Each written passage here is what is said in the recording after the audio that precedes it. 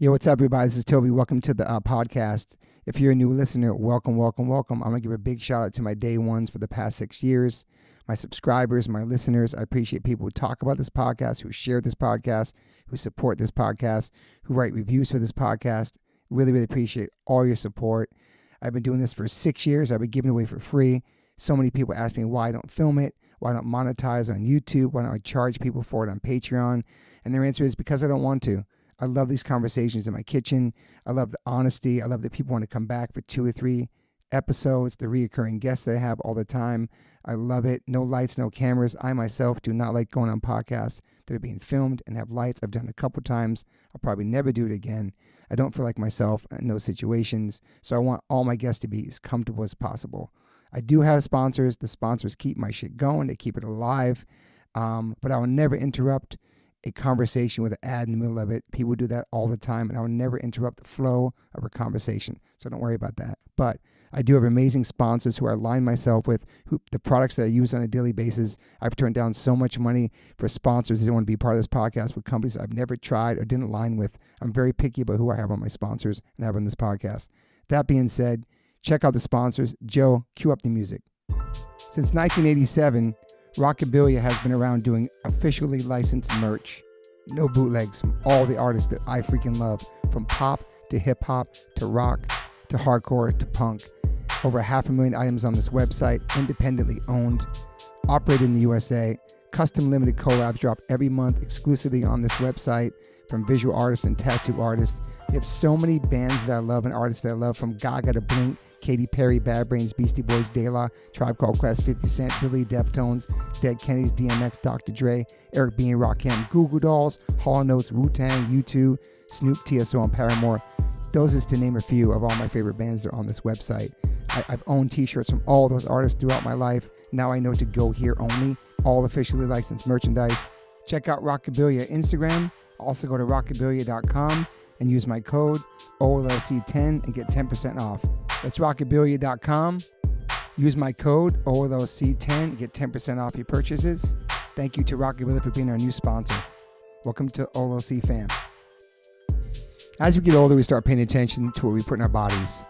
I personally have been listening to my body since I was 18 when I went vegan. I've always been focused on my health. It's super important, mental and physical health. But it's really important for people who are just starting to get more healthy and trying to step up their life. Doing your homework, reading the labels, researching and verifying everything that's quality. It's part of the game these days. That's why I started drinking AG1s. I'm so proud to have them as a sponsor of my podcast. AG1 is a foundational nutrition supplement that delivers daily nutrients and gut support and is backed by multiple research studies so you can trust what you're putting into your body.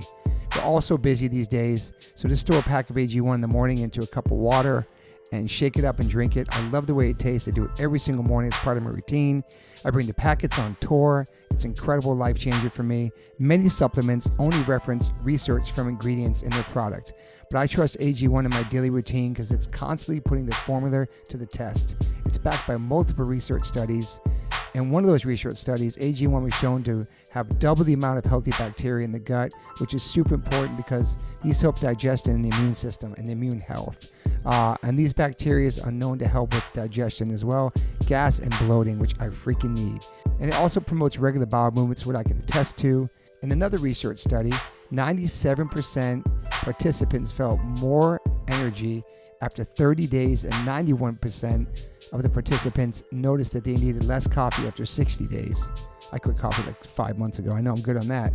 But AG1 is packed with a variety of nutrient-dense ingredients and is the perfect complement to my healthy diet. I drink it because I know it's going to work, and it gives me a peace of mind covering all my nutrition bases for the day. In fact, I trust it so much, that's why I'm spreading the word about it. That's why it sponsors my podcast. Thanks to Angie Huberman for turning me on to AG1s, connecting me with them, and now they're part of my podcast. It's so easy and satisfying to start your day with AG1s. Try AG1 and get a free 1-year supply of the vitamin D3K2 and 5 free AG1 travel packs with your purchase at drinkag1.com/OLLC. That's drinkag1.com/OLLC. It's never been a better time to focus on your health and wellness and get back on track, man. Take control of your daily health. Health is wealth. Welcome to the One Life One Chance podcast. I'm your host, Toby Morse. Once again, my brother from another mother, Mr. Derrick, my co-host in the You house. gotta say it like that. No, I'm fucking so honored to have you. The listeners love you. They love your voice. They love your input. They love you as a human being. And I'm so happy you're off tour for the next 2.5 years. I get to have you on the podcast. Well, thank you for having me, and it's time well spent being here with you. Thank you. Welcome to the podcast, Alexis Gross. Thank you Hi. for being here. Thank you for having me. I met you like at the shows, the hardcore scene. You take amazing photos, and now we're in my house. So thanks for being here. Thanks for having me. We're just talking about, before this podcast started, Derrick was talking about the fear of 21 to me years ago. What's it called? I was the DNA test, that you get to find out where you're from, your origins of your family, Why do I need your to know? background. Well, Because the last name is Gross. That you want to know about that? that's a good question. Okay. I think a lot of people probably don't know where they're coming from exactly, and to know that basis could shed some light on how their family developed to where it is now. If you care about a sense of history. that's of if you knowing care. If you care about that shit, if you care about your own history. you might not care, man. Yeah. I mean, I don't think a lot of people really do, but you were Yeah. saying that you don't trust it. Yeah. Yeah. I mean, I'm not one to give away information willingly. Okay. All right, respect that. Yes. That makes sense. But honest question. But do you think all the information in our phones and the apps and the stuff that we buy, and how like I'll see a bunch of tattoo removal stuff come up in my feed? Somebody knows our shit. Yeah. Yeah. I mean, It's not like where we were born or our social security number. no, or anything that's like that, it's not a conspiracy. Yeah. I mean, this is the world that we live in. I It's know. been this way for a while, though. A lot of people just don't really understand that data is power. Mm. They realize this when everything kind of changed with the technology, as far as being able to keep track of all that data. Yeah. Like Getting some with deep shit right computers, now. being able to, and that starting in the, with IBM, So that was before like we a even had big- phones.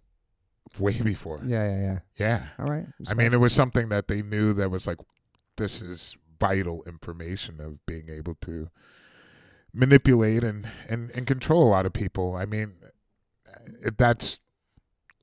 if you want to be a part of a capitalist society, that's part of the involvement. Yeah. So And she doesn't want to be part of that. And also, no, I mean, it's like, too she late. seems like a good person that's not breaking the law. You're not breaking the law every day. I'm You're not- not fucking on the streets doing wild it's shit. too late. We're already in it. Okay, man. Yeah. It's way past. Welcome to the pod, Alexis. Thanks. Thank you. So born in LA. Yeah. No, Really? I'm born on the Jersey Shore, actually. What? Wow, you didn't. Into I where- thought you did notes on this. I did man. ChatGPT the Come whole on, shit. man. Yeah. See, It's hard to find information about you online, though. Because I'm very selective. That's why I'm glad she's here to tell Yeah. it. Yeah. Face. Yeah, exactly. Damn. I'm more Trust open. ChatGPT. Jersey Shore? Yeah. Jersey Asbury Shore. Park type shit? Monmouth Beach Medical Center, January 7th, 1989. That's the day I was 89. born. 89? But like that area, like, Yeah. damn. Wow. That's fucking cool. Jersey East Coast, girl. girl. I know you're East Coaster. That's sick. Yeah. That's right. Born Excellent. in Jersey on the Damn. shore. Jersey is getting enough respect. You think? Because we all lived in New York and people Yeah. think Jersey. And then Jersey feel like they have more to prove because they're not Yeah. New York. It's an interesting thing. Well, we ended up living in New York most of my life after Okay. that. Yeah. Okay. And then I moved. New York City? No, Long Island. I'm from like Oh, a Strong Island. small Strong beach Island. town. What's it What's it called? called? I bet I know it. Remsenburg? Nope, don't know it. Yeah, That's that's the only what place I I thought. ever heard of in Long Island. Holy shit. Yeah, it's like where West Hampton Beach is. It's like a smaller town outside of there. But my mom went to school out there in the 70s, so she ended up staying out there. And then, Okay. You got siblings too? yeah, I got a sister. Older or younger? She's older, and we couldn't be more different. Completely, yeah. Now that happens. Yeah, How yeah. kinda- much older is she? 3 years? Oh, okay. Yeah. So you were kind of like the black sheep of the family? Correct, yes. Of course. Yeah. That's why we're all connected. Yes, This weird world. Somehow, that we're in. some way. We found each other. Thank God. Did you go to high school in Long Island or in Jersey? Yeah, Okay. yeah. I went to high school in Long Island, and How was that from Jersey? Like, is it a big difference? well, I was a little teeny tiny baby in Jersey, so not too much of knowledge as far as that goes. Yeah, not but big culture shock. Yeah. exactly. I mean, I was too young to even understand that. At that point, you're just like wherever you're placed with your family. You're Totally, like, okay, yeah, this is yeah. where I live. But New York is definitely a special place to be raised. Obviously, like For sure. the sarcasm out there. Straightforwardness, Yes, honesty, exactly. A lot of it. ball breaking, Integrity. brutalness. Yeah. Yeah, man. I feel like we have an edge growing up on the East Coast, living in California. Mm-hmm. You know what I'm saying? Yeah, you got to be thick-skinned. Yes. Yeah, but just the way you talk to people and you're honest about people, and all the people like, let's do lunch and all that Hollywood bullshit. yeah. We're like whatever with that. Yeah, you know yeah. what I mean? Like For sure. So how were you as a kid growing up? Like, were you into photography? Like, how were you growing up? Yeah, of course. I mean, what we were talking about before we got on air was like going to Barnes and Noble and like looking at album art. I think, I was raised in like a pretty music heavy family. Like everyone loved music in my house. So having, access to all different types of music really kind of exposed me to different types of art and like photos, and then like movies and video games and magazines, like all that. It's just subconsciously collecting all these. What were your parents? What type of work were your parents doing? A doctor and a mom. Okay. Yeah. And so, you're saying like MTV in your household, all that stuff always. Yeah, basically just like could have the TV on and rot in front of it. So I was just like constantly bombarded with so much imagery. And that's like when you're absorbing, like when you're growing up, you're absorbing everything so much. And it shapes you in ways that you don't even realize until you're working as a photographer and you're like, wait, where did I get this inspo from? It's like, oh, yeah, like that Led Zeppelin album cover that was like sitting on, my dad's desk or something, like the colors, like maybe that just like stuck in my head, like colorful photos or something. And that somehow, some way became a signature of my work. You weren't studying in school or anything like that? No, I didn't like school. I don't like authority. At all, yeah. We're getting a vibe. We know the vibe, man. Yeah. That's why you find this music, because that's kind of people that draw out to this type of world we're in. This music, you know what I mean? Yeah. Questioning things. Yeah. How were you in school? How were you in school, even though you didn't like it? I knew I was smart enough to survive outside of it, so I just didn't really. I was more street smart. I didn't really care about being book smart. Although if I had a chance now, I probably would have cared a little bit more, because it's like education is cool. Yeah. But I think when like I was a kid, it was like cooler to be like, skip school. Yeah, it was like punk. It was Ferris Bueller's Day Off. You know what I mean? Like rebellious shit. Yeah. But it is cool to learn. I just want to make that note. For the kids listening. Yeah, for the kids listening. It's definitely cool to learn. Yeah. But I think we also didn't have like teachers. Like now, like people my age are teachers. Like people like us are teachers, right? So it would be more relatable. Like I think it was a different era for all of us as far as teachers going, and like the people that are supposed to guide you in life. Like I never public school. Yeah, I never connected with any elders in that capacity. It was like it was just like my friends, but I was friends with older people, so I guess it was kind of like those people were my elders. Were you a good kid? Yeah, I mean, listen, I never went to jail, never got arrested. That's good. I always came home. Right. But I was doing what I wanted to do. Were you partying as a young kid too? Absolutely. Oh wow. Heavily drinking, which I do not do. I mean, I'll have like a glass of wine now, but I most people are shocked when they actually see a drink in my hand at this point. They're like, wait. Because you got out of your system young, probably. Oh my God, I did so much before 21. Damn. Yeah. Right. Yeah. Because there was just nothing to do out there, really? Well, that part, yeah. And there was alcohol in my house that I had access to, so I'd take a bottle and go to a party and be the one with the alcohol. I definitely was like more leaning on that side, but I still always like came home and did the bare minimum to keep my family happy. Were they strict about you doing stuff like that or going out or? Kind of. I mean, it just depended on their mood that day, I guess. Yeah. It was like sometimes like, oh, call me if you're drunk in a party. I want to make sure you get home safe. And then it'd be like, how dare you get drunk? You're embarrassing me. Yeah. Right. So there was a lot of that. But what was your first job? Oh my God. Okay. First job, maybe in my hometown. Nice. Yeah, I think it must have been that. But then I think they got busted shortly after for being like a drug front. Wow. Yeah. And then shit. Damn. what was after that? Jerry Garcia. Yeah, I know, right? Guys. I wanted to work at Hot Topic, but they wouldn't hire me. Really? Yeah. I probably just didn't look cool enough at that Damn. time. So there was no university after high school. Oh, no.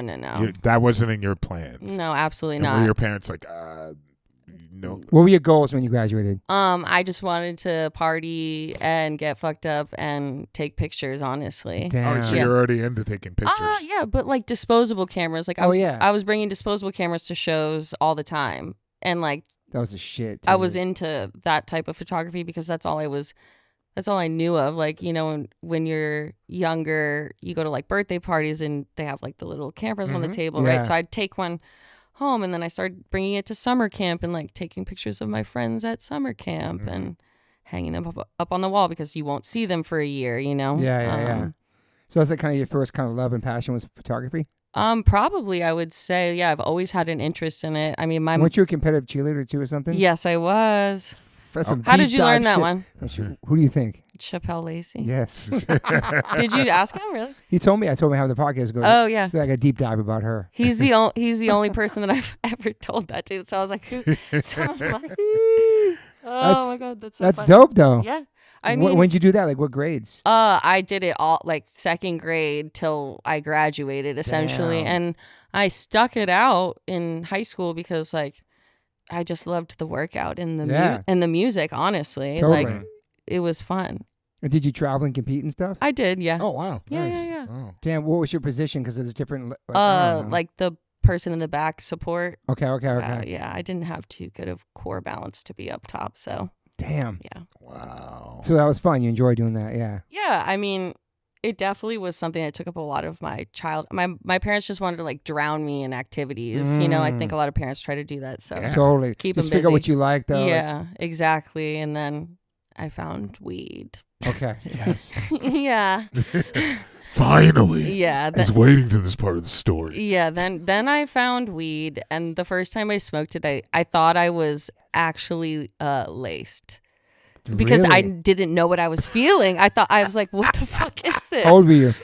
Maybe 15 or 16 or something. Yeah, at a party. And I had been drinking heavily too. Oh, so it was the combo. And like, you should never do that, by the way. Especially first time. I'm sure your brain was like, I was blown away. what's happening? Yeah, exactly. Damn. Yeah, so it's terrifying. it was terrifying, and somehow I was brought back and never Of course, stopped. I'm sure your friends are like, no, that was just the first time you're drinking. Yeah. I've heard it all. Yeah. Is smoking weed and drinking bad combo? Yes. It's not a good combo. Diabolical. It will And what- definitely and what- push it in over what the sense? edge.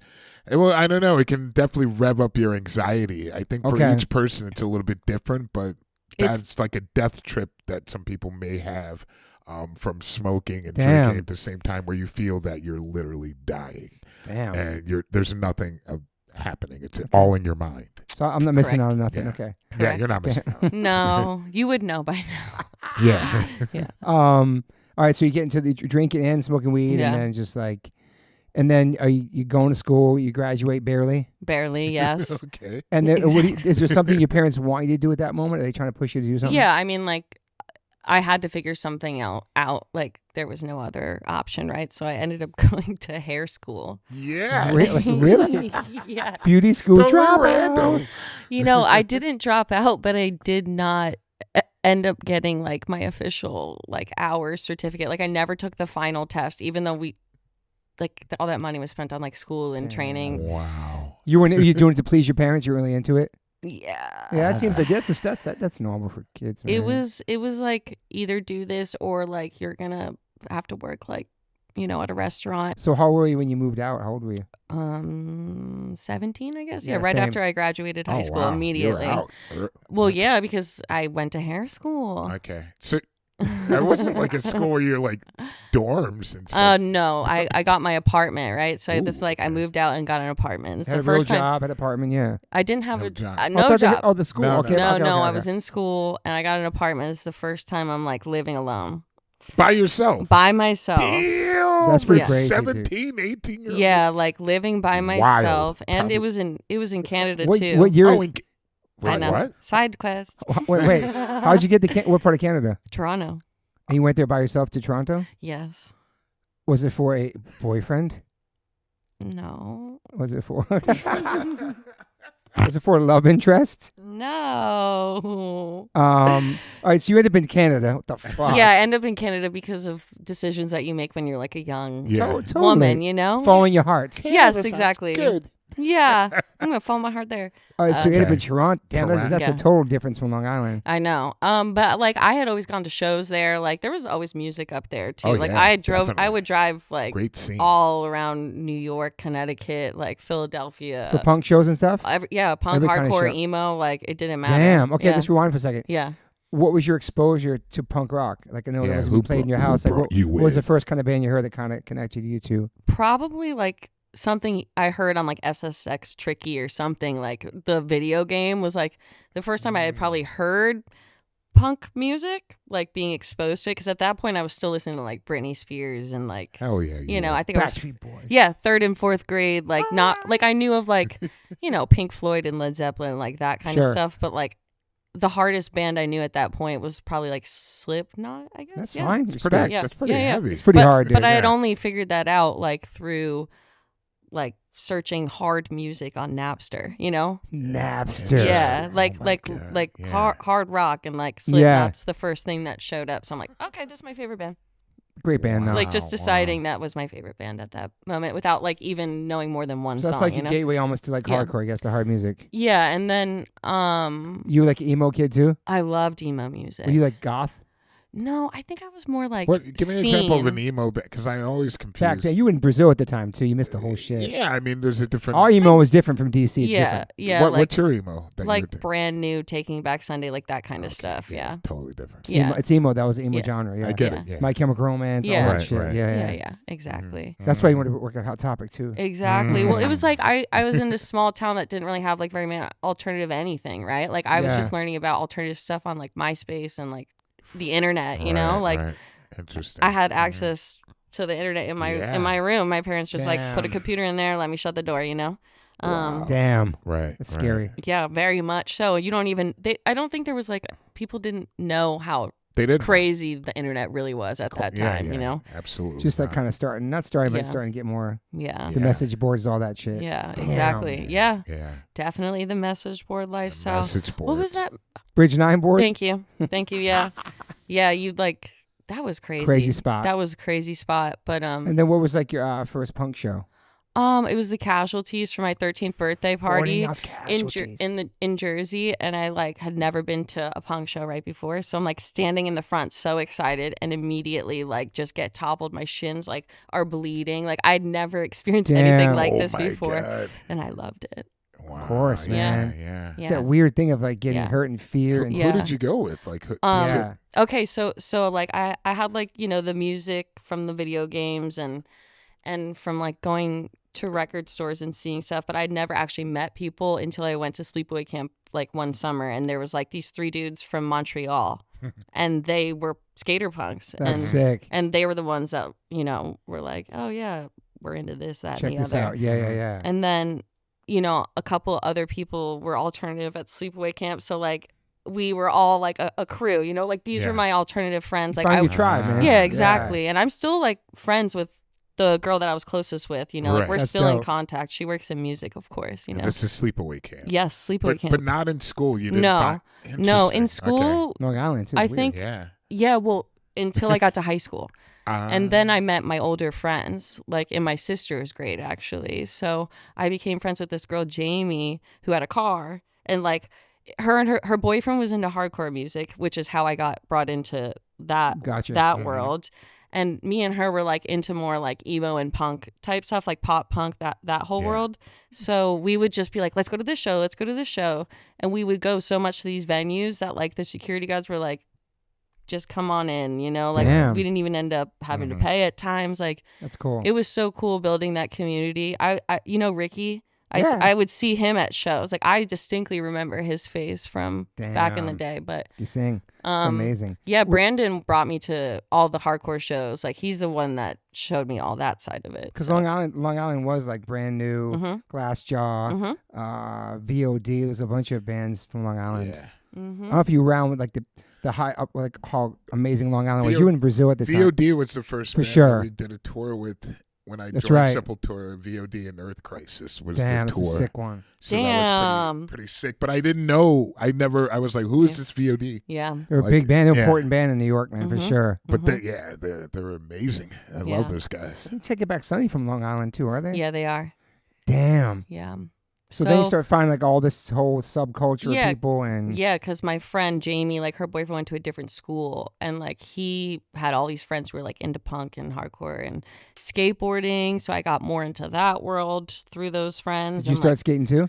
Yes, of course. Yeah. Like we were all just literally sitting in a parking lot, listening to music full blast in the car and just like skating around, drinking beers, eating pizza, you know, like It was definitely like things I didn't realize how special they were until now when I like yearn for moments like that, you know? You're right. Yeah. Damn. So, okay, now we're in Toronto. You're in Toronto at this hair school. Graduated hair school.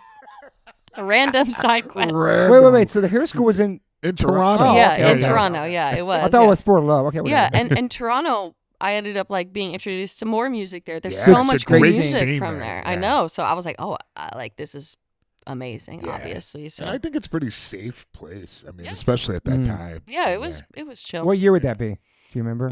2007 or 8, I guess, or 9. Yeah. Crazy, dude. Yeah, Drake was a normal person then. He would be chilling at the club. Really? It was Degrassi High days. Yes, exactly. It's facts, bro. He's an actor. I think he was. I think he was making music then, but he wasn't like massive yet. You see him out at the clubs? Yes, I saw him one time. One time at the Drake Hotel, surprisingly. Drake at the Drake Hotel. I was there. So, you love living there? I did love living there. Like, I was living in my small town, right? And, like, I'd go to New York City for shows and stuff, but, like, I didn't know people who knew about certain, like, foods and, like, all these different... Like, my first day of beauty school, I met a Jamaican Chinese gay guy, and I was like, whoa, I didn't even know this combo of human could exist. Because I'm from like such a small town, that's amazing, you know, like, dude.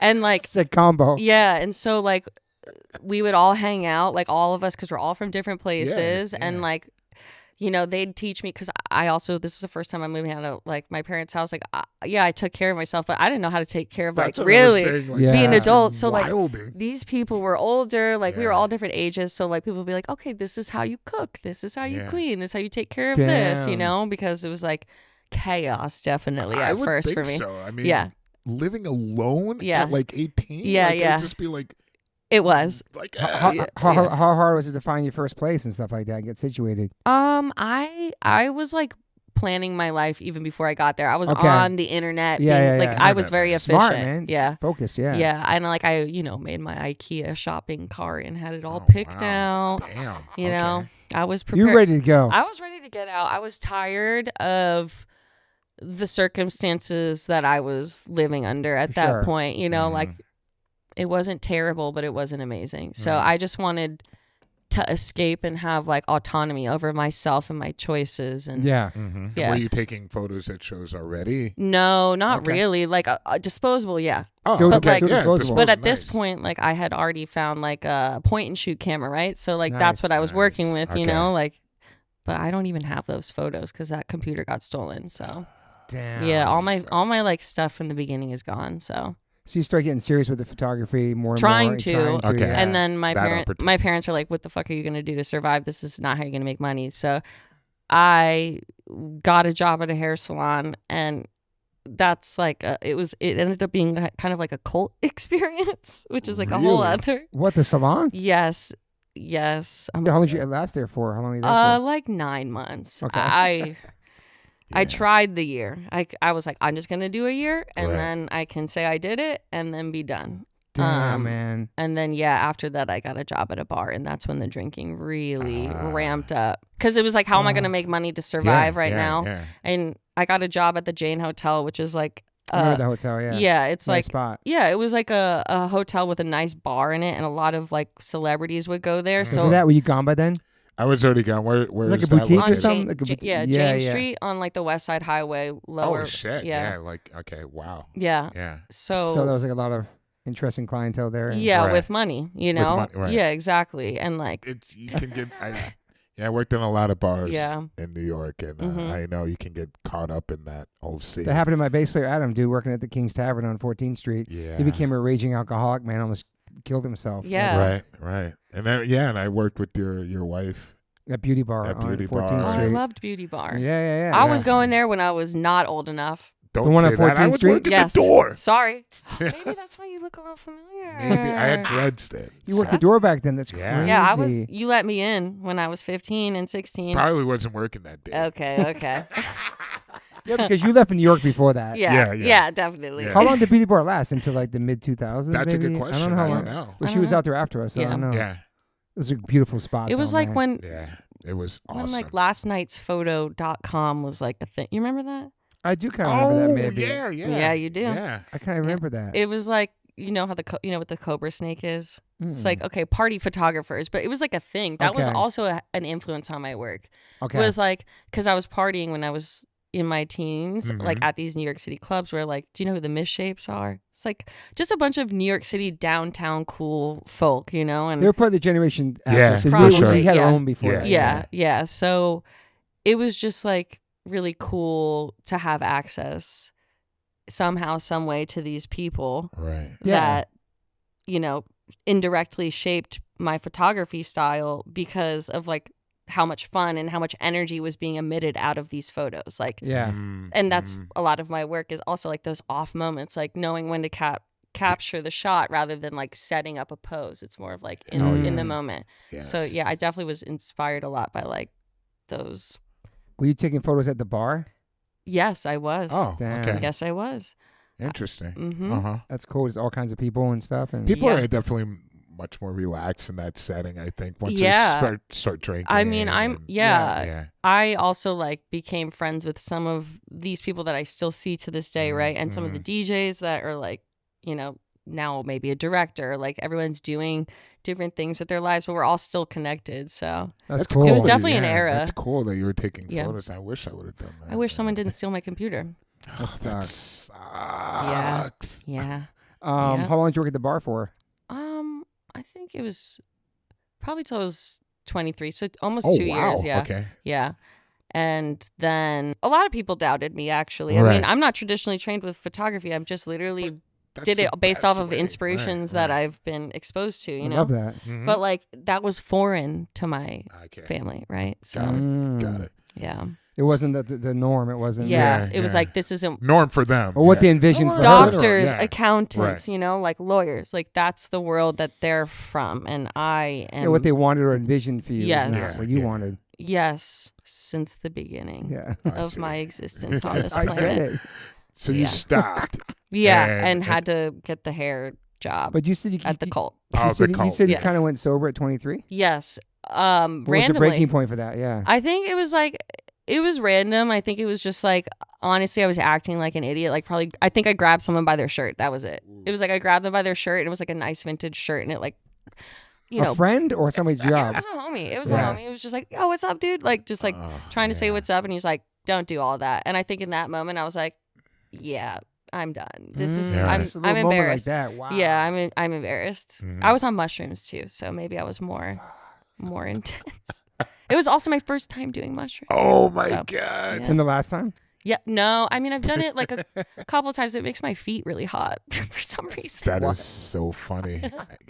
I can't handle it. I can't handle the hot feet thing. It's too much. So after that moment, ripping your boy's vintage shirt, you're like, I'm just going to chill out. I'm yeah. No, I just like literally stopped drinking. Damn. Yeah. So no drinking. Yeah. You weren't working at the hair salon. No. The bar was done? The bar was done because I decided to move out here for women things, what we do, you know, we chase our heart again. Okay. Yeah. At 23, you moved out here? Yeah, moved out here. Damn. Did you know anybody out here?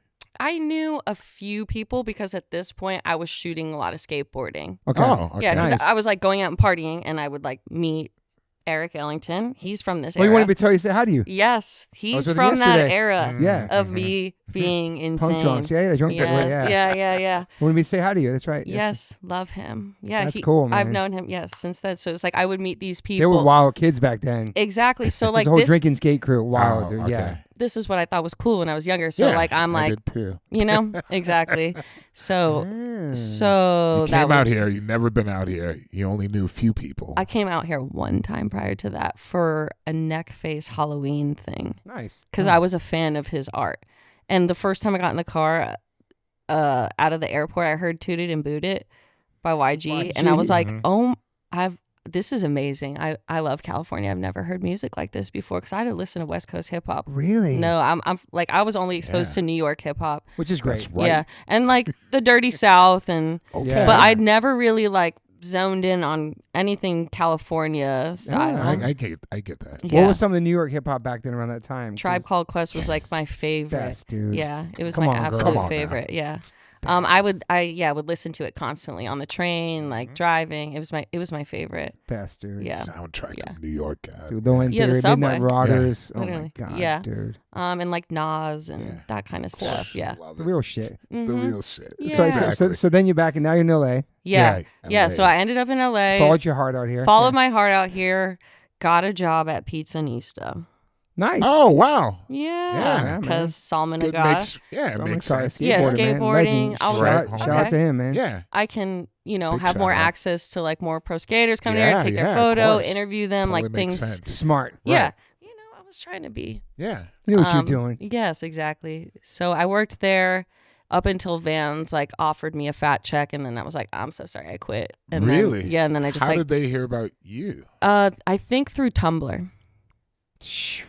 Because I was Remember Tumblr, bro? I was obsessed with hashtagging every single item in every photo that I'd post. Wow. Like every sock, Vans, like woman, hair. That shit worked, right? Wow. It worked because people were looking on there at the time Damn. for inspiration. Pinterest, like nothing. This was like such a if you know, you know. Yeah. Right. And like if you're on it and getting like likes and stuff, people are seeing it. I see. So it's Wild, man. so I That think is I wild. got found off of that, and they were like, "Do you want $10,000 and a box of shoes to shoot your friends?" I'm like, "Yeah," and I quit. I quit this pizza job. I'm So out. it was like LinkedIn before LinkedIn. Literally. And Wow. I remember Salman was like, "Hey, if you blow through that 10K real quick, which you probably will, you can Right. come back here." And I said, "Watch me not come back here."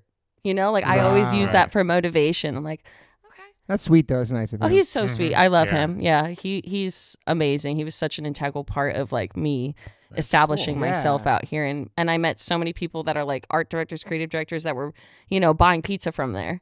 So they're like, "Oh, you used to serve me pizza," That's Oh, cool. So you that's- never went back there right now. No. I mean, I was like, okay, I'll be a graphic designer. Okay, I'll do casting. Like I was trying to hustle Damn. anything I could to not go back to a normal life. Because Right. once I Feel had a that. taste of a little bit of money, which I did blow pretty quickly because I didn't Yeah. realize that, Right. it would go down like that. Yeah, But of course. It's expensive out here, though. Yeah. yeah, I mean, But you're sober then, too. yeah, exactly. So Yeah. like not spending money on partying at that point, Right. just weed. So Damn. So the Vans kind of opened up some doors for you.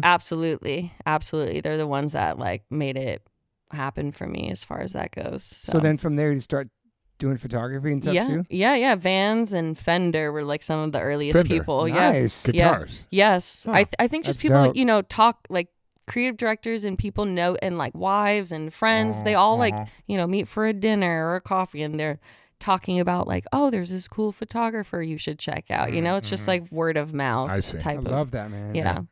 That's cool. And that was kind Yeah. of before the internet's kind of popping, too, with social Yeah. media, too, right? Yeah, I was out. I was real life networking. Like Right. I put Mm. in so much work, and especially in many underground scenes, not just specifically skateboarding. Smart. Yeah, I mean, Yeah. you part of the shoot the Juggalos. you Yes, I do. shoot What? Wait, what? The maggots. Yes. Slipknot people. Juggalos. Yeah, Yes. dude. Wow. I love everything. I read a bunch of stuff, but it's like Yeah. underappreciated. I mean, like a Juggalo event, or no, Yeah. or Yes, the many- Juggalos. Like, many Juggalo events. what was that like? It was amazing. I Wow. mean, it was definitely cooler when I was younger. some Right. amazing It was a photos little- of them too, and their tattoos and Thank stuff. you. Yeah. I Sick. always end up focusing on the tattoos for some reason. I'm Yeah. always attracted to it because it's very unique. Uh-huh. Absolutely. Yeah.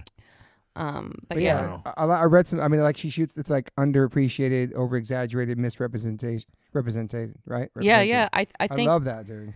I think I see people for who they are authentically, and I love that. And can tell when someone's like not conforming to regular standards, because I too am, brethren to that. So like subcultures and under subcultures, like all kinds of. That's all subculture. The Juggalos, dude. It's a whole different world, dude. That's horror. No, I know, horror rap, though. Yeah. Essentially, at the end of the day, it's 3 6 Mafia. It's the same genre, actually. Damn. Yeah, it's the exact same genre. It's just different, like fan crew and like. But then the Slipknot Maggots, that's your crew, that's right? different. Yeah. Yeah. That's. But so you've been to some what are those called? The Juggalo parties. Gathering of the Gathering Juggalos. So you've been to Juggalos. gatherings, yeah. Yeah, that's always been fascinating. Insane. That's what was photo opportunities, man. That was for sure what I spent that first paycheck on. I flew myself out to the Gathering of the Juggalos. That's sick of that. Was it in Ohio? Yes, That's in where it is, bro. Ohio. Of course it had to be. Yeah. Damn, so what you do with the money you went there first. Yeah, I was like, I'm investing in my craft. I always Totally. wanted to go. So I had a boyfriend. Like my first boyfriend ever was a Juggalo. So that's how I was exposed to that. He was a Juggalo. And that's how you get out here? That's how I ended up. No. Like when I was in like 5th grade, that was my, my boyfriend was a Juggalo. Wait a second. There were 5th grade Juggalos? Juggalos? Yes. That young? Holy we had the shit. internet. I didn't realize that either. We were left alone with the internet as kids. Come on. So you would, what do they call, you a Juggalo too? No, I was not a Juggalette. Juggalette. called That's what I Juggalette? mean. Yeah, Juggalette, man. No. I'm just fascinated by the whole world of Juggalos. It's That's why I have so many incredible, man. questions. It's But pretty punk rock, dude. I don't It like is. clown. I have a phobia of clown or clown makeup or Okay. anybody with this. I've always been like terrified and just not. That's fair. Yeah, but I've always been curious at the same time to conquer that clown fear. That but fear. That's the Yeah. place to do it. I don't know. I Mhm. have to take baby steps. I love how ICP, like, they make their own merch. Yes. They put on their records. like their They're the most hustle. DIY ever. I was shit, impressed dude. by how massive. And they're huge, Yeah. dude. These people that are their fans are also not like wealthy, and they spend all their money on their shows and That's their what I heard. merchandise. Like it is incredible, the fan base that they have and the support. Like incredible. it's like nothing else at this point. Right. Did you meet them and shoot them as well? I have met them back in the day and currently, yes. All Wow, times, man. yes. They don't know who I am though. It's Right. not like they're like, "Oh, Alexis, great to see you." Yeah. Right. How many gatherings have you been to? 3. Okay. Yeah. 3. And always in Ohio? Yes. It wasn't always in the same location, but I think like the town had a problem with the All the clowns hanging Yeah, around? exactly. So they moved it to this spot in Legend Valley. And yeah. It's probably Derrick told on them and shit. Oh man. Yeah. So all the clowns walking on the town must be crazy for the I'm normal not folk. going to be for the anywhere near civilians. anything like Hanging out at the gas Yeah. station, just watching like people from the festival like walking in there like fucked up. Based. Yeah. There was a lot of that. Oh, I'm It thinking, was the worst smell I've ever smelled in my bet. entire life. Really? I bet it was. It was vile. What do you Yeah. mean? What do you mean? Just the town smell weird? Or No, the gathering of the Juggalos smells terrible. Is it like sweat mixed with Faygo and some fucking Sure. Porta-Johns? To be nice, yes. To be nice, yes. Wow. I don't want them coming for me. Yeah, Exactly. You know? I heard it's no joke, too. You can't fuck around with that shit, man. No, Yeah. I've heard Serious like about certain it, dude. acts go Yeah. on and they're just like, Well, yeah, they throw rocks at everybody. So see, Like people walking around, you mean? Or just No, they're on no, shows, stage? at the the artists performers, yeah. I've been twice with artists at this point, and With artists that who was the perform there. artist that got up and they were like, "We hate you"? I think Flostradamus, who I went with. Okay. They're a DJ duo, Okay. like electronic music. Oh, And the one guy's from Detroit, so he was like, "Oh, I grew up around this. Like, this is my dream I got this shit. to play, the festival." And his partner is like, "Okay, bro." And yeah, they get on stage, and the guy who didn't know much about it, he gets pelted in the face with a rock immediately, and he was like, "Nah, like I'm done." So Fuck, man. yeah, but then I went with Vended Okay. last yeah. time, That's, and they were so Corey Taylor's son's band. yeah, and Clown's son. Oh, that's He plays the right. drums in that Sean's- band. And that did okay. It was okay. Yeah, There's they respect loved there. them. Yeah. Wow. The Juggalos were obsessed. Wow. I was like, wow, this is incredible. I love it. Interesting. I mean, love. Well, is- I've heard certain bands have won over the crowd there where I'm Mhm. just like, wow. I Yeah. have a serious question. You think Yeah. the Juggalos and the Maggots that kind of get along? No, I think I don't think totally they're. Is there like yeah. you think there's like beef with like different Nah, groups? No Nah, beef, nah. but just Okay. completely different. Yeah. Yeah. Yeah. It's just a subculture and a subculture and a subculture. Yeah. It's like very underground. But Yes. Fuck. I think this whole wave, like I saw that whole wave of Slipknot or the Maggots when I came back to the U.S. in like 99 or so. Cool. And it was just like it was a whole generation. It seemed like a new thing because they were headlining and Slayer were like below them. I was like, what the hell is going on here? And then I saw the show and I saw how the kids were really into it, dressed up like Slipknot and just like I was like, no joke. This reminds me of Kiss back in the day when people were like, go to the show. I was like, this is a whole true. Now I'm seeing this, especially with like Turnstile. Mm-hmm.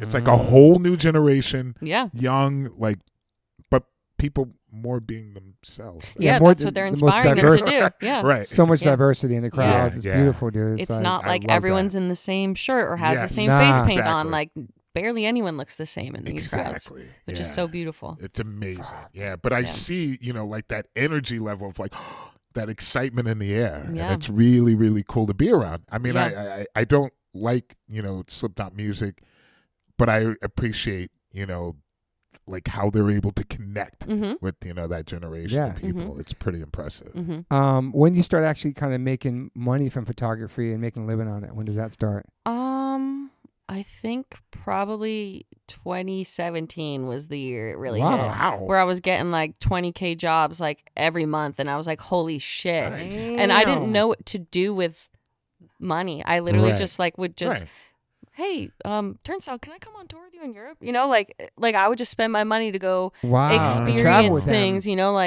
just live. Where were the jobs coming from? Like Foot Locker, Converse. So commercial. Yeah, big commercial clients. It was really sick. It was a good year. Did you have an agent for that? Or no, I've never had any agent. Damn, that's sick. So they would but I am open. If anyone's listening, I'm tired. I'm sure you are doing it all yourself. Yes, man. yes. They would. So like these big brands, was it intimidating? Like if they would come, be like, hey, so.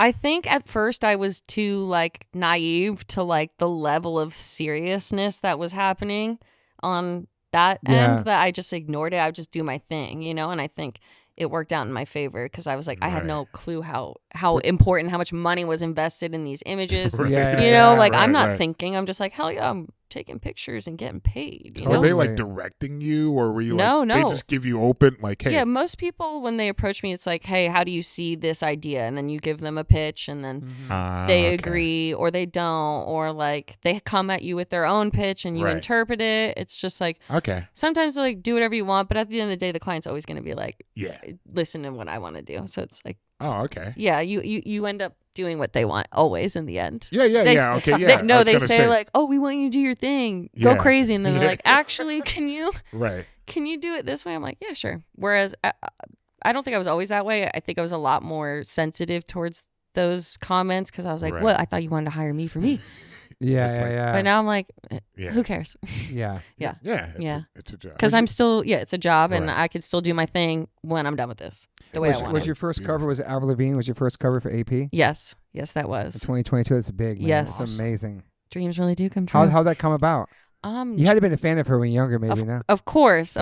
Yeah. I mean, there was not very many girls, like not very many alternative people where it came from, and then like not very many women, and it's like I didn't know about like the female punk scene yet, like I wasn't exposed to that, because if I was, then I would have known more about like that whole side of it. Totally.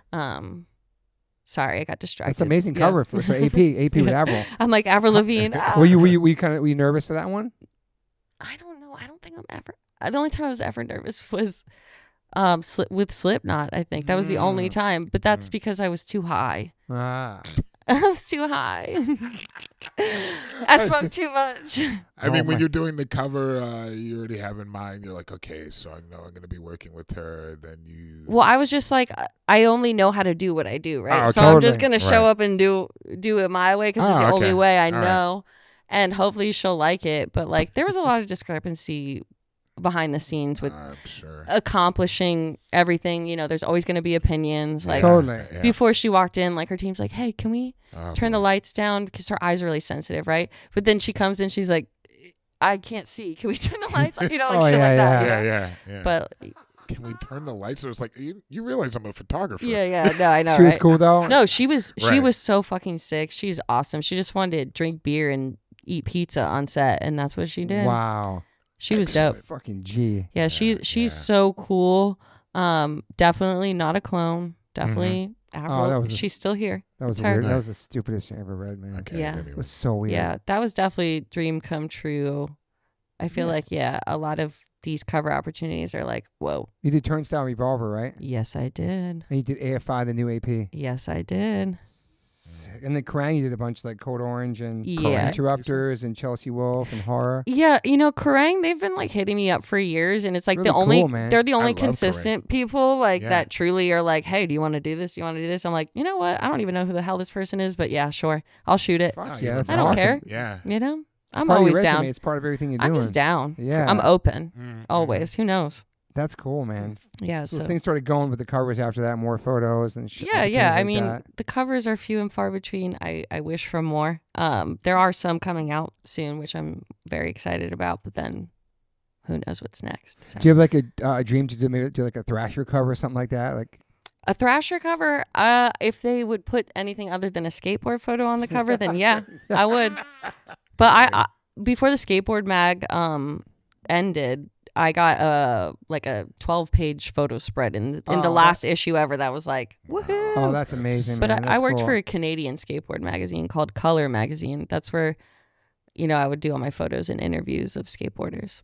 That's awesome. Mm-hmm. And do you have like a dream kind of cover to be on? I don't know. I don't know how to dream that like that until it's presented to me. Yeah, or like artists to work with.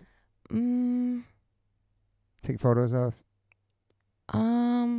I don't know. I feel like it comes my way, and I'm like, oh my god, I didn't even think of this. That. Yeah. Yeah, like there's like a pretty cool thing that's happening currently with me where I'm like, wait, how do you even know who I am? Right. You know what I mean? It's cool. Yeah. I like when you went to Chad Muska's out there in Ohio and took photos with him. I've known him since I was 21. Yeah, that's my dude, man. He's amazing. He's incredible.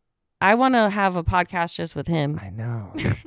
he's a well-known skateboarder out here. Okay. Lived here for many, many years and sold his house in the hills and moved back to Ohio. Has like a farm with chickens and documents all these animals on his land, but also drops skateboards and art. He's like he's Ohioan. He's from Ohio. Yeah. Ill legendary skateboarder. His story is incredible. Huh. Like fashion icon and skateboarding and fucking supers and all this shit he's done. He broke barriers like how Turnstile breaks barriers. Absolutely. He built so much like crossover in culture. It was so cool. Hip hop, he had a boombox and all this shit all the time. And nobody was doing it like the Muska, and they still aren't. It's true. And like hip hop and his soundtracks and his videos and all kinds of shit like that. Cool. Rapping, DJing, fucking, he's so cool, man. Yeah. But when I saw him moving his leave LA, I was like, wow, that's a sick move. And then like watching his farm and his family, it's so beautiful, man. He seems like in a good place. Yeah, I'm really happy for him. And hopefully I can follow that same dream one day and move to a farm somewhere far away. Yeah? Yeah. Nice. And there's something type of photography you prefer? Studio or live? Or is it I think just anything both? Documentary style, like whether it's live or just walking down the street in LA. Like I'd rather do that type of on the spot, organic type. So not so much studio. No, but I also I enjoy all facets of like photography. I feel like as long as I could do like kind of like my style, I see. I'm happy to do a studio photo shoot because I'll still have fun. Has there always been digital media that you worked with? No. I've had a couple zines made. You mean in that sense? No, I mean, I'm sorry. Film or... I only shoot film. Only film? Only film. Mm-hmm. Oh, I didn't know that. Yes. Damn, important facts. Okay. On a really shitty camera, too. Like, even better. Yeah, we're not even using, like, the real deal. Wow. It's a Canon? It's always been film. Yeah, always. I mean, I take photos in a very organic, like when you're a kid getting a disposable camera. Like I never changed my process. I see. Crazy, man. It's literally the only way I've ever known how to take a photo. You never had in school like photography? No, I didn't want to. Like I tried a little bit of it in high school. You could go to like a specialty like thing for half the day and like do your important classes at the other hand. So I did photography, but like I again did not do too well with like the rules, and yeah, of course they're telling me like, oh, you can only take photos this way, and I'm like, well, I don't want to do that, but they're like, you have to know the rules before you break them, which I understand that too. Now I understand that like now, but like I just do things my way, but you know, it's good to know how to use the thing that you're doing, you know. It's such a different world from like shooting like concerts or barricades when they have like the 3-song rule, right? Whatever the fuck that is. Yeah, that doesn't really work for me. Like honestly, the bigger these shows are getting, I'm like, I can't really do my thing because I'm used to shooting like punk shows mostly. Like that's where I really started thriving was when I was going to East 7th in downtown LA. Like it was like such a sick crowd and not a lot of people were taking photos. So it was like, it was like very cool. It was before a lot of people were doing what I'm doing. So it was special, and you know, I made friends with everyone that was in charge of that place. So they're like, oh yeah, you could go up top and get a sick photo from above. Like that's go cool. Wherever you want, you know. But I do better with full access, not in the sense of like arrogancy, but just to be able to do my thing. You know what I mean? And that also becomes difficult when like dealing with getting credentials where it's like I don't need all access for anything other than to just be able to do my job. Right. You know? Of course.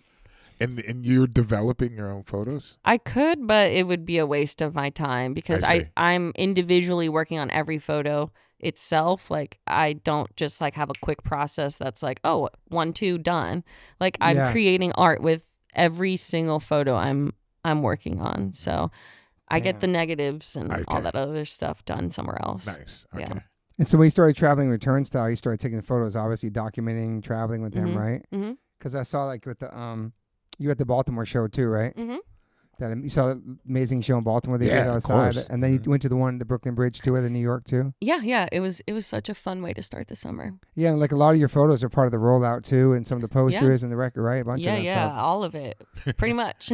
So amazing, man. Yeah, I feel it's like a really incredible feeling to be a part of something so like pure and perfect, and also not perfect. Like there's just so much nuance with it, and their music just makes you feel like it's okay to feel, and like they as humans make me feel okay to be me, you know. Like they see me for who I am and they appreciate it. A lot of people are like, you know, they'll look at my photos and be like, what is this? It's just an arm, you know? But Turnstile sees the arm photo and they're like, oh, this is going to be the poster. You know what I mean? So cool, man. Like they see that's me incredible. for who I really am. They get it, you know? It's mostly, I mean, Brendan is the mastermind behind all the creativity. So that's I heard too, and Drake directs that. We did the Paramore videos and like, that's cool. Yeah, and Pat works with him a lot too. Both of them are incredible to work with creative wise. Like their vision is incredible. So it's like, if they want me to be a part of it, I'm like, all right, let's go.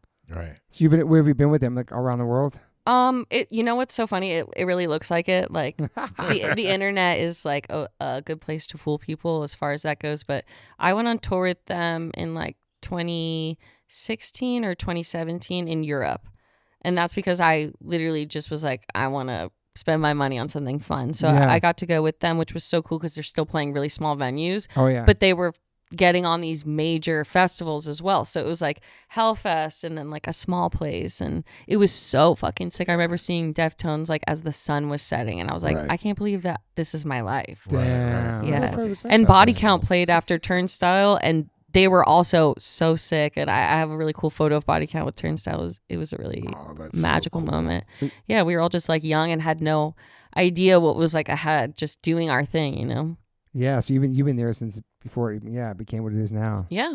It's incredible. Just off friendship, like not even, you know, like these people are like just genuinely good humans, as you know, of course. Yeah, being at that Baltimore show must have been, that's just like, it was overstimulating. It's just legendary. It's just a legend. From what I watched online, it just looks so perfect, dude. It was beautiful. It was magical. It was over too soon. I couldn't believe it. I was like, no. Keep going. I mean, it's no barricade and like 10,000. It's fucking. It was nuts, beautiful. Dude. It was incredible. It was so crazy. Like being there from the beginning of the day. Yeah, all the seeing like people just pour in, and it never stopped. It was just like endless amounts, and the police had no idea that it was gonna be what it was. Like they basically were like, "Hey, we're gonna have a family reunion in the park." To get the permit, you know, without saying how big the family was. Yeah, exactly. And Wow. Yeah, But it seemed like it went off with no hitch, no problems. It looked like fucking amazing. Yeah, it was incredible. It was incredible. But I asked the cops after. I was like, "Did you have a good time?" They're like, "This is never happening again." I was like, all right. That means punk rock's alive in 2025. Right. Yes. And then the one in New York looks sick too. That was incredible. Also, Tizo Touchdown. Wow, what an incredible performer. I was excited to see him. They curated a really cool rollout with as far as who was opening for them on all these shows, like with Oxnard and out here in LA. Like, were you with him for the movie premiere too in New York? Yes. Tribeca? Yes, incredible experience. You saw the doc too, Derek? No. It's awesome. This is like all the songs, all the videos. It's like so beautiful, man. They're so unique and special. Yeah, it's hard. I feel like I want to say like they're like, I don't know. People are saying they're like this generation's Fugazi or this generation's something. They're this generation's Turnstile. Exactly. That's what I'm saying. Them. Like, they're themselves. You can't compare it to other bands. It's like their own thing. Yeah. Obviously, they're inspired by all those things, but it's like, I don't know. Just to see them like blossom into what it is and fucking still with the same kids. It's fucking beautiful, man. Mm-hmm. Right? Yeah, I'm so happy to be a part of it. It's magical. Are you traveling on this tour with them coming up too? I wish, but I have like a surgery coming up, so I won't be able to, unfortunately, this time. But there's gonna be how many more tours? There's gonna be a lot. Right. Exactly. I saw you directed that Mr. Dirtbike Kid. Yeah. Was that your first kind of directorial thing, or? I did a couple music videos before, but I always wanted to do documentaries, and I still want to do more. Yeah. That was just like, I happened to be talking with Vice at the time about figuring out a project, and we were working on something in Memphis that was like kind of in motion, but I was out riding with the dirt bikers on a Sunday, and this kid was like just shooting photos, trying to just do my thing. And this Where kid, was that at, in LA? Yeah, South Central. And this kid was like at the gas station filling up his gas. I'm like, wait, why is a child riding a dirt bike? You see a picture of this kid, man. He's so young, man. Yeah. I'm like, this is crazy. So they're like, everyone's like, oh, that's Mr. Dirtbike Kid. He's a gentleman. He's a little gentleman. So I was like, oh, I want to meet him. So that we introduced each other, and then I had a call with Vice the next day. We were just talking about the weekend, and I told them about him. They're like, oh, we gotta figure something out. So we put together the documentary within 2 weeks and started filming him. What is he? What's going on? Mr. Dirtbike Kid. He's just a just young kid who rides who rides a dirt bike. He's from Watts. Like, he could have been exposed to a way different lifestyle. Absolutely. You know, and he's choosing to do bikes up, guns down. That's their whole thing out there. That's fucking so awesome. It was cool, because there's a lot of reformed gangbangers chilling with these people too. You know, like it was just like everyone just trying to avoid trouble. Right. But obviously, you know, it's illegal to ride dirt bikes in the streets. So either way, you know, but it's better that they're doing this than the other thing. It's keeping them safe. Right. Damn, that's so cool. So he was graduating middle school, I guess, around when we were filming. So we filmed him, you know, getting ready for his graduation. And I'm gonna watch spent that shit tonight. That's so cool. It's beautiful. It brings a tear to my eye. He's like 19 now. Are those kids wearing helmets and shit too? He was, but not a lot of them. He's known for his helmet because it was like very fancy, you know. That's cool. And it said Mr. Dirtbike Kid on the top. Definitely be wearing a helmet. Yes. Jesus Christ. Yes. He's smart. If you watch it, you'll see him. I'm gonna watch it tonight. Yeah, he's gonna talk about, you know, how he's very safe with how he rides his bike. That's good. Because he knows. What about like photography, real photographers versus like taking photos on your phone? How has that changed in the industry as far as photography? I mean, because everybody thinks they're a photographer with their phone. No disrespect, you took a lot of great photos on your phone, and you might do like you don't even have a camera, do you? I do. But I have a few cameras. But the photos you take on tour with a camera or your phone? It's a mixture. Okay. I don't know. I mean, you should ask her. Because your photos look dope on your phone. For me, I there's a lot of the digital world is pretty interesting. I mean, I was introduced first with film, but I never really, for convenience, I always had a digital camera. But what was always appealing to me was the eye that people have of taking photos. There's a million amazing photographers with incredible cameras, and I'm just like, wow. But they don't really pull me because there's a lot of them that I'm not really into that have taken, for example, taking photos of us on stage. And I don't like a lot of them because they're not feeling the music. They're not feeling the moment. They're not able to capture that. they're able to capture just like kind of like a generic Never even thought about photo, that. you know. And a lot of people are like, dude, what camera do you have? It's really your ability to see in that moment in the eye, and that's something I've always admired. And it's always pushed me to like, man, I should get a decent camera and everything, but it just happens at your own pace, I think, you know. I think it doesn't really matter the tool. I think it's the eye, like what you're saying, and like what you're also saying about like not really enjoying some of the live photography. It's because like we only have so much time, right? First 3 songs. That's why I think like bands should be able to like look over the photographers for the night if they're interested and be like, oh, actually I want that person, like I like their style of work. Like they should be able to have access for the whole set. Absolutely. Not on stage or anything, like still doing photos, but I think that would help, because also like the best moments aren't always happening in the first 3 songs, you know? Of course not. It's getting warmed up, man. Yeah. I mean, there's certain people you can tell that are like doing it. Like, for example, we had a few photographers that were good, you know, they weren't bad.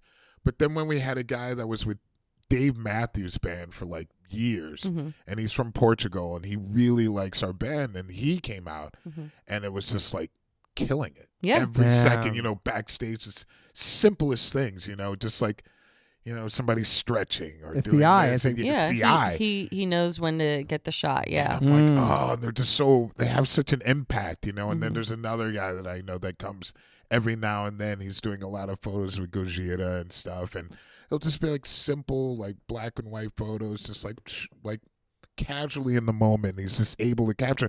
Then you have somebody taking photos the whole show. You know, I'm like, damn it, dude. I was like, do you not see this? Tons of shadows, like something in the like microphone and the face, like missing the it's motion. It's very interesting. But it also helps when you have a person who knows the music. Yeah. Jesus, that makes all the difference. You know, I think who's a fan of the band and gets it too. Yeah. So that helps. Brendan's made a comment to me before about how he enjoys me dancing while they're playing because everyone's usually just staring at him. Yeah. You know? Yeah. So like that'll take the photos. Obviously not the fans. Right. You know? Yeah. Everyone's going crazy and then it's like, oh, okay. Yeah, like you're rocking out. I'm taking having too photos. much fun to the point where security's like, who the fuck are you? Why are you here? But that's what I love this too, when the photographer is rocking out. Yeah, I mean, and feeling it, you know, it's great to look over and they see them like. Yeah. I do like a quote of yours where you said like how Instagram kind of allows people to curate an accurate depiction of an alternative lifestyle. Yeah, it is true. Yeah, I love that. Yeah. It's as so rude true. as it is, but no, but it's true though. Yeah, absolutely. Yeah, I mean, like we were talking about also before, like we really had to be detectives to like figure out what we like and like the authenticity aspect of it. Right. Yeah. Whereas like now, like you could just curate whatever you want to post. Like you could literally type in AI, like make me a whole personality of like a hardcore bro. I should do that. Yeah. That's so funny. Don't even put me down that road because there's so many things my friends have been like, I made my own app. Yeah. I'm like, what? Yeah. They can do that on there? ChatGPT? Yeah, they teach you how. AI can teach you how to do anything. It's scary. It's scary. Yeah. Hardcore bro. I like Sam. Yeah. I mean, we just interviewed Sam and he was telling me, he was like, bro, I Yeah. just made this like app.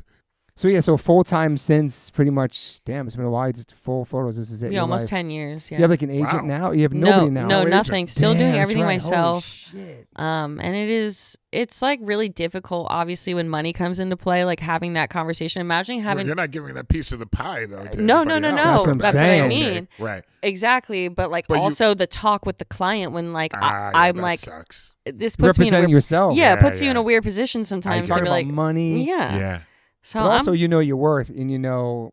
I think they know. I think they want the Alexis experience, right? Right. So that comes with it, which is I feel the same you way. deal with me with my business. About this podcast, I've been talking to this girl for a long time about hiring an assistant to help me book all the guests. Mm-hmm. But I think people enjoy me directly Yes. talking to them, texting emails, publicists myself. Do you think that you could? I mean, if you have a really dope agent, Yeah, no, who I'm understands literally you. open. to get you something I you was gonna can't say, get. Yeah. because to have that talk You sucks. It sucks. I know. I always tell James Vitalo, I'm like, I wish you could be my manager. Come on, James. Yeah, James. Yeah, you don't want to. You don't want to do that talk. I mean, no, of course. I know. I have to. Have to do it. But it does suck. I feel that it's awkward, and especially being a woman, it's like a whole nother layer to it. Because like I've had like men help me out before, and once they step in, they listen immediately. I'm like, oh, right. Yeah. I was gonna say, how rude. Damn. Yeah. Oh yeah. So being a woman too in this world and on this planet in this scene of the music world, you definitely feel it makes me hard, and I want to be a soft person, but I feel like I can never allow softness because it's like you slip and someone. I think Jersey makes you hard though. So much makes me hard. Jersey makes you. Yeah. But you have that person that can represent you. I think it's gonna be even better for you, even if you give that. You're paying that person. Yeah. It's going to be worth it. Yes, no, because they're going to get you more. Exactly. But for what I always thought about managers in the music business, it's like most of the tours we get is because of our friends. Oh, that band hit me up to go on tour. They're our friends looking out, right? Yeah. Like Pennywise, this band says they want to take you on the tour, whatever. But what can a manager or somebody bring to our table or her table that you can't do yourself, right? Like what kind of photos can they get her that she can't have access to? American Express campaigns. I want that. There you go. There we go. Yeah. Yes. I mean, I think those management are good management. Kendrick Tour, whatever. Those huge elevate. Yeah. They should be able to elevate you. But also talk those talks that you don't want to talk where it's just like, hey, I'm doing the numbers here and she needs this amount. Yeah. You know, this is where she's at. Yep. Done. You know, where they're not like, we only have, it's like, this is what she's working at. You know, it's like, and it's just much more professional and negotiating. And being able to pull in those things where you have a person can go to and be like, hey, we want to work with you. Talk to them. Our management. It's just a better fit. I have no support in any aspect. I'm doing every aspect by myself. Single woman. I just feel like running my own Derrick show. just pitched himself to be her manager. You're hired to be her manager, bro. Yeah, we're going to get this work done. Yeah, bro. Let's go. You do management after the Sepultura. Your management and your PR. There you go, Toby. He's a great PR person. Toby, you're my PR agent. Okay, damn, so we're settled. Nobody representing. That's crazy. No, it's all by word. I think a lot of people. Can you give it up that easy because this is your baby and your passion? Can you let somebody take the reins? Careful, no, that's why I don't even have assistants. Wow. Yeah, I do everything myself. You do your shoots? Sometimes, and it's like people. It's people that like I very much trust or have been like recommended to me, and like they already have their own photo style, their own photo everything going. You know. I see. Yeah, almost opposite of what I'm doing. Right. You know. Yeah, but it's like you're down for help if it's gonna. Get you something you can't get, but how easy that's said and done. You can meet with a bunch of people who you're gonna trust to do this shit that's your fucking livelihood. Yes, it's very proprietary too. Like my process, nobody knows how I get my photos to look the way they look, so I can't really have any help ever. You know what? I'm surprised that this certain company, like for example, Live Nation, don't they have their own team? Probably, yeah. They probably hire people, but also like I don't do digital turnovers that quick. You know, like I will for the right band or whatever, but like photographer. No, I mean, it's. I'm sure they do, but it's not going to be at all close to what Live Nation is not really where I'm trying to go. No, she's independent. They're major label, dude. She's on her DIY, underground, her own boss shit. Yes. Yeah. And that's some corporate shit that is just going to critique everything she makes and does. And yeah, I know that. That's why I was just asking the question, like, do they have? I don't know. I don't think so. I don't really work with them. I mean, it's usually like bands being like, we're requesting Alexis, like, get her situated, and then that's about it. But yeah, I mean, Live Nation is the one that most bands try to avoid, especially taking all the money from my merchandise at the venues, all that shit, dude. It's wild. Like the breakdown of like, first of all, like knowing how much money it takes to like put on like a real show and like seeing the breakdown of where it all ends up spreading out. You're like, oh, there it all goes immediately. Man. It takes so many people to make shit happen. Oh yeah. Behind the scenes of But there's both of you. There's gotta be something beautiful about building your own thing that you did all on your own, not going to school, and making a living off it, and you're your own fucking boss. There's something so freeing about that. It's got to be. Yes, your own hours. You can pick and choose kind of shit at this point. Yes, yeah. It's I'm very grateful. I say it to myself often. Like I'm definitely living my dream that I always wanted, which is to like do what I want when I want and smoke weed. You're like a musician. You're like a fucking musician. Yeah. I think that's why, like, you know, I'm always like, smoke weed when I want. Yeah, I'm really like aligned with skateboarding and musicians, Fuck like yeah. that type of lifestyle where it's like freedom and like authentically being yourself and getting paid to be that. Expressing yourself, all that. Do you want to be a parent someday? Yeah, absolutely. Bringing your kids to a different life. Bringing a kid into this time right now is also like kind of chaotic. I feel like it really is, man. Yeah, and raising your child to like, you know, not fall victim to like the chaos that and like knowing how to talk to them about it too. It's like it's happening in elementary school. The shootings are happening in elementary schools. You have to talk to your literal elementary school child about that stuff. It's fucking crazy. Yeah. Who would thunk it? And they're doing like they're doing like all like the practice exercises on the tables, and all the kids have to go through like the fire drills, but shooting drills at schools. It's fucking bananas. That's hard for me to fathom, but I know it's hard. It's such a scary, different world, man. It's fucking I just don't know when it wasn't the scariest. It's always been fucked. We've always I know. You just don't have this much access to information. Social media made it worse. It 10 times makes things worse. I'm telling you, man, because we see it all fucking day long, dude. For sure. Both sides of everything, right? It's like a dark fucking hole, but duality. But it is a necessary evil. Social media. Yeah, I guess so. I don't know. Are you on there a lot? Not really. I like to do it like in the morning, and then when I'm like in the bath or like going to bed or some bullshit. But so all day, really not on it? I'm trying not to be really. I like to like go work out and like hang out with my dog and work. Live my life. I don't know, see my friends. I love that. Think. You said you would like to work at documentary. You said make more documentaries. So what would be your dream documentary? You know, to make. Yeah. Somebody's got to be working on a Turnstile doc right now, man. Somebody's got to be fucking documenting all this music, shit, or it can be out of that realm. Yeah.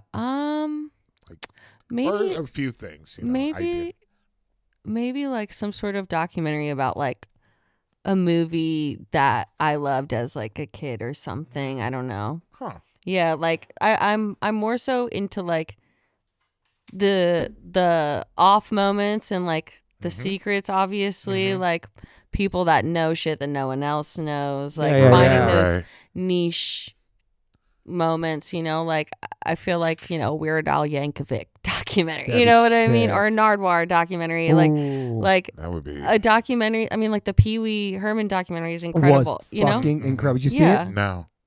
You've got it. Without any spoilers, yeah. Just his connections to the punk rock world blew me the fuck away. It made me love him even more. Documentary on John Waters. Oh wow! There you go. Yeah, someone that like that has created their own lane. I see. Someone or something that is like very unique. Oh yeah. You know. Did you see the Sinead O'Connor doc? No, but oh my god, so sad. It's so fucking sad. Yeah. Did you see that one, Derrick? No. I saw her on the Dr. Phil show, and that's when I was like, okay. Wow. Yeah. I had an era where I was watching a lot of Dr. Phil. It was like, well, people like Bad Baby were going on. Like, oh yeah. There was like, I'm so sorry. She was so. But it was like no one had seen that. And I grew up in Jersey, so I was like, oh, this reminds me, or in New York, but this reminds me of like the people I went to high school with. Was the Jersey Shore TV show pretty accurate to that world? Yeah. Yes. Wow. Yes. I loved the Jersey Shore. Terrifying. You did? Yeah. Snooki? I did. Well, they had some ill characters, man. Like I went to jail and came Pauly back. D. Still DJing, killing it. Yes. So that was a part of your growing up world? Yeah, a lot of TV. I mean, yeah, so much TV. I would just rot in front of the TV or be on my computer or like... Crazy, you grew up in the TV era too. Yeah. Yeah, man. We did. We did, yeah. I mean, literally, like TV was TV Guide. Yeah. I remember, like going through that and like. Remember Casey Kasem? I remember all of it, dude. Let's watch the documentary Casey Kasem yesterday. What's terrifying is I know all the theme songs to all these horrible shows. We know them all, dude. We know them all. Love we went Boat. through a whole test. Oh, yeah. We did a whole test of this like one day and I was like, wow. You know all of this. It's sad. It's just, it's in your brain from like all the time here in the house and just. What are your daily rituals? Wake up to red light. Red light. Yes, I have it on my lighting in my house. You know, and what does that do for listeners? What is that supposed to do for us? For me, it just makes it a lot less painful to open my eyes when I wake up at 6 a.m. because I work out early in the morning. So damn, it's just like a lot more soothing rather than just opening up my crusty eyes and being like, Huh. So you wake up every day, usually 6 in the morning? Yeah, 6 in the morning every day. And then I lay down on the floor like flat because my bed is so soft and I'm like always like in these weird positions. So I need to flatten myself out. Yeah, stretch it out, get my dog ready, head out the door, walk him, then do my thing with the gym, whether it's weightlifting or boxing. Fuck yeah. And then come home, shower, eat, clean up. By the time I'm done, it's like 12 o'clock. I go to work at 12 every day. Right. And I'm like, so sorry I missed your email. I've just been so busy. Like, I don't want to tell people. Well, now everyone knows, but I don't want to let people know, you know, like I'm just going into work at 12 when I feel like it. And I definitely prioritize myself because I can. So cool. Yeah, I'm definitely, but by the time the afternoon hits, I've like already smoked so much weed, so it like kind of falls apart, like the entire wellness aspect of it, you know? Oh, the wellness is gone. Yeah. We start the day. Oh my God, dude. Really up. You're fucking amazing. Yeah, but by that point, it's like blazed. I might have eaten a bag of Sun Chips. Oh my God, you know, dude. Everything. When you go to work, you mean just checking emails and doing photography stuff? I mean, like, my work is not. It's at your house, right? No, I have a studio. Oh, yeah. Girl, yes, dude. Hello. Yes. I've had a studio for how long? Forever. Like over 10 years now. Okay, sick. But I've moved it a couple times. Okay. Like this is the newest spot. It's there's chickens, which I really enjoy in the backyard. Wow. Yes. It's so nice. Get some eggs from your chickens? They will, but I'm vegan, so. Oh, you're vegan too? Yeah, bro. Man, what the fuck, dude? Yeah. Right. I love you even more, dude. Yeah. No, I went vegan in 2017 when I went to Skatopia to shoot all those photos that were in the skateboard magazine. If you don't know what Skatopia is. I know this. It's that crazy graffiti bowl and shit. Yeah, in it's Ohio. Like more Ohio lore. Yeah. Damn, another Ohio. I see videos on YouTube. It's sick, dude. Wow. So what inspired you to go vegan? Okay, so we were on a road trip, me and my friend Thomas, who's fucking incredible. He's an amazing photographer. He really taught me how to elevate my work in the sense of like knowing where to look for more photo opportunities rather than just wandering aimlessly. Yeah. He's like, nah, these are the things you look up on Google and you pull up to these areas and then you'll find like more interesting folk to meet and do your thing with. But we were on a road trip from New York to Memphis to Detroit, and my stomach was in shambles the whole time because I'm eating fast food and like not sleeping, not having access to the bathroom regularly because we're like in weird spots. And like, here's my friend Thomas, like not having trouble pooping, not having trouble sleeping, like literally living his best life. And he's like, I don't want to be like rude or anything, but it's definitely your diet that's like making you feel sick every day. And I'm like, all right, fuck it. I'll just eat what you eat today.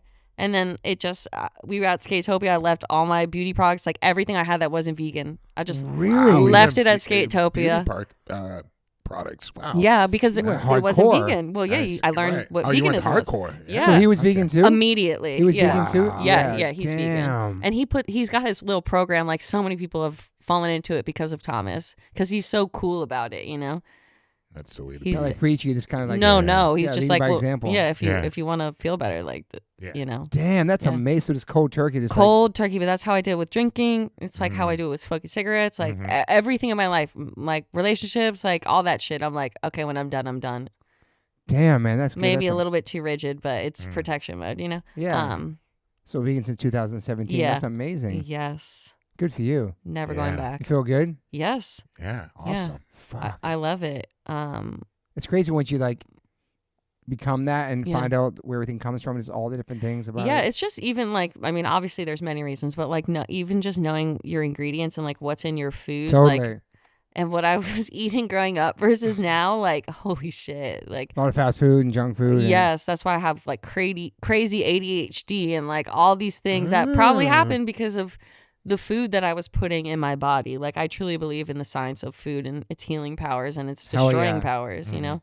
And veganism is a large way to connect in a positive way with your body and like Absolutely, respect your man. body. Not to say that people who go the other way don't, but True. it's just like it's like spirituality. It's like if you're not ready to level up in that way, that's no problem. Right. You know, Yeah. you do you. I'm gonna do me. Yeah. You know, We were talking about in the pod earlier with Sam just about like the fear and the anxiety and the stress that goes into meat when it's served to you. yes. Yeah. Like You're eating how that the animal- energy. how the animal Yeah. dies, and Yeah. how then you take it in your body too. Yeah, All the they were stress and all I that. just love Definitely, animals yeah. too. They're so cute. Same, dude. Yeah. Yeah. But all the hormones, just everything. Yeah, you know, there's just, they're Everything.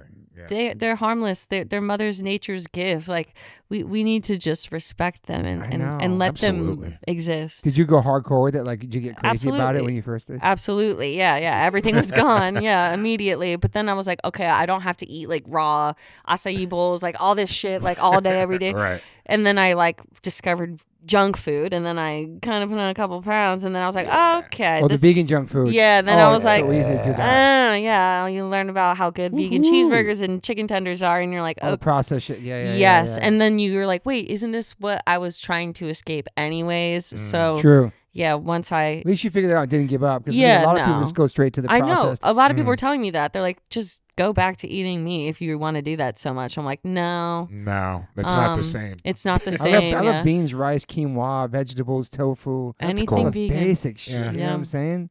Lentils. I think Curries. it's just good Yeah. to change it up. Yeah. Yeah. I mean, within that realm, you know, Yeah. if you're in the vegan realm, I think. But she said something interesting. It is true, like what her friend said to her, like when people first become vegan, they're like impossibles, fake, all the fake Yeah. shit, which Yeah. isn't the best for you. No. Right. And so people just like, what's the point? Like it's not really. Well, helping it's you. Yeah. definitely a point because you're not killing animals. No, Yeah. I know that, but I'm saying as far as like It's a lot of work. health-wise. No, It's a lot of yeah. work to be Yeah. vegan. I think there's a lot of classism around veganism. Yeah. You know, That's it's what not very sucks. accessible. Like when we were in Memphis, I was learning a lot about the red line situation there, where it's like there's no accessibility to like fresh food.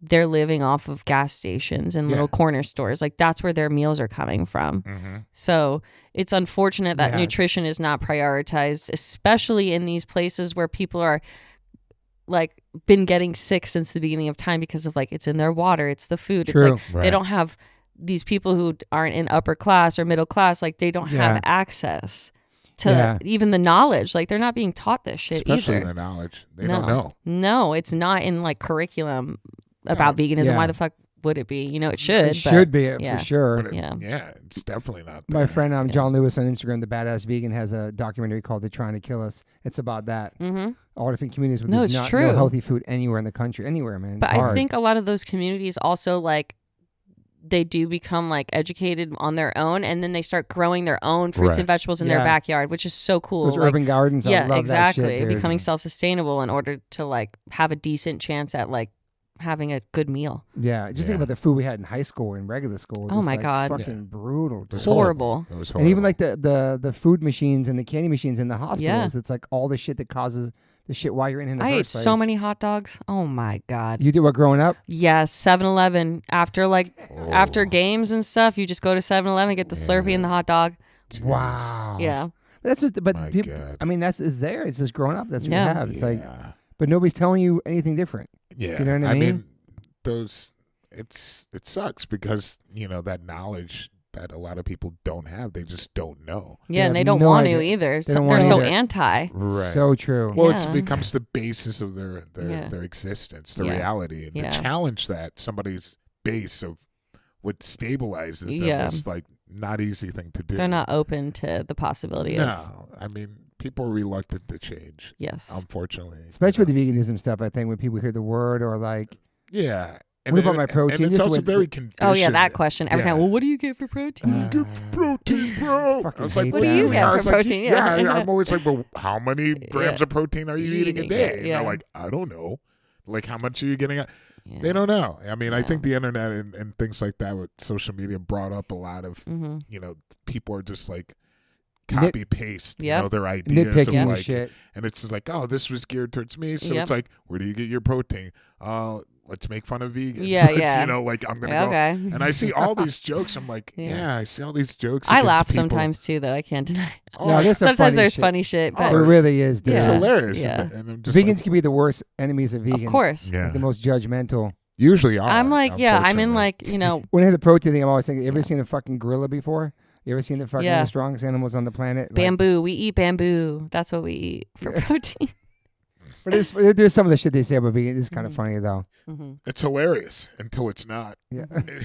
No, I mean, No, you hear the same. Like if you're around certain people and you hear the same jokes, it's just like. Oh, it's such a weird thing. Also in dating, I feel like men are like thrown off. Tell us. They're just thrown off. They're like, oh, you're vegan? Yeah, no, food is like one of my favorite things to do. You know, like how can we eat together? It's like, well, we could. Yeah, we can eat There's together. many ways. Like, yeah. Like what? We don't eat food? Like oh, well, I'm not cooking vegan. Okay, no one asked you. No, dude. Right. There's options everywhere too at this point. Exactly. Like we can make that work, but I don't want to because you are being weird. Derrick was talking about when he was on the dating app and then somebody saw he was vegan and they were like, we're having a great conversation. It's like, all right, let's meet up. That's great. And they're like, wait a minute. I saw your thing. It said you're vegan. Is that real? And I was like, why would I put it there if it what the hell? And they was like, yeah, I'm vegan. They're like, I'm sorry, I can't do this. That's so weird to me that's a red flag. Like, okay. Fuck, I was like, oh yeah, I'm sure. sorry. I love animals and stuff. I'm so terrible. Yeah. Sorry, I'm not gonna eat them. I like when people think that's like a weak thing for men, like to not eat animals and be vegans. When it's like, dude, the idea of masculinity, most compassionate, most manly thing to do is be a caring fucking human being and care about the animals and the planet, and be compassionate and love things. To me, that's fucking But it's so opposite what everybody thinks it's supposed to be. You know, there's a problem with masculine energy, but for sure, people don't understand it. Like, it doesn't have to be so harsh and rash and intense. Masculinity can be more so about like, protection and softness as well. I'm trying to learn myself about like balancing, right? Everybody has like, masculine and feminine sides, but I feel like I want to try, and I feel like men should try to be more soft. It's okay. So. Yeah. It's okay to be soft. You don't have to be crying all the time. No, I'm not talking about that. See, that's the problem. It's like people think being soft equals crying. It doesn't. No, I know. It's just like being more in touch with like nature and like like that kind of stuff, like more spiritual aspects of it. I love being like that. Yeah. I fucking love it. I'm not scared of that shit. Fuck no. You know what I'm saying? Yeah. Do you cry in airplanes when you watch movies? No, I don't. I think I'm watching like shit like The Rehearsal. I'm watching like stupid comedy that's gonna make me cackle out loud, like not cry. But we're talking about it's easy to cry. Of course, planes. Yeah. I think it's just like why it's the elevation or something. Some shit about it. I was just saying that anytime flying, I always felt like it's some weird emotion that happens when I'm flying and watching a movie. Yeah. If it's sad, or even close to it, then I'm like crying. I don't know. And I'm like, why am I crying? A lot of people have that. I'm just not one. Are you a sensitive person? Extremely, because of how hard I have to be. So it's like the very, very extremes. You know. Is there a certain movie that makes you cry, or music you listen to? Maybe Beach House brings a little tear. Okay. Beach House. Yeah. I gotta check that out, man. You know that movie? No. Oh, a band. The band. Oh, they're from Baltimore, also. Damn, we gotta step it up, dude. Okay, it's just soft music, you know. I don't know if you guys want to fuck with that, but makes you emotional. I like soft music. I think what makes me emotional is more so my personal experiences rather than like movies and TV. You know, like I'll cry over a dog video. Oh yeah, for sure. Like man. Dogs make me cry, I guess. Yeah. Are you a hopeless romantic?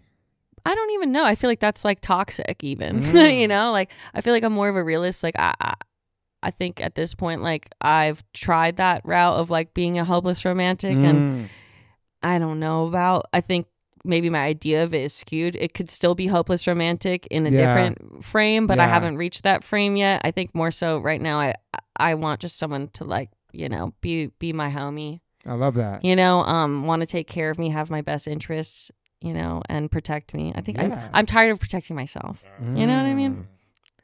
That's the soft side that I would like to embrace, but I can't. Right. And I'm not saying that it could come from that, but it seems to be like the one thing that is missing at this point that could possibly be a bridge to that.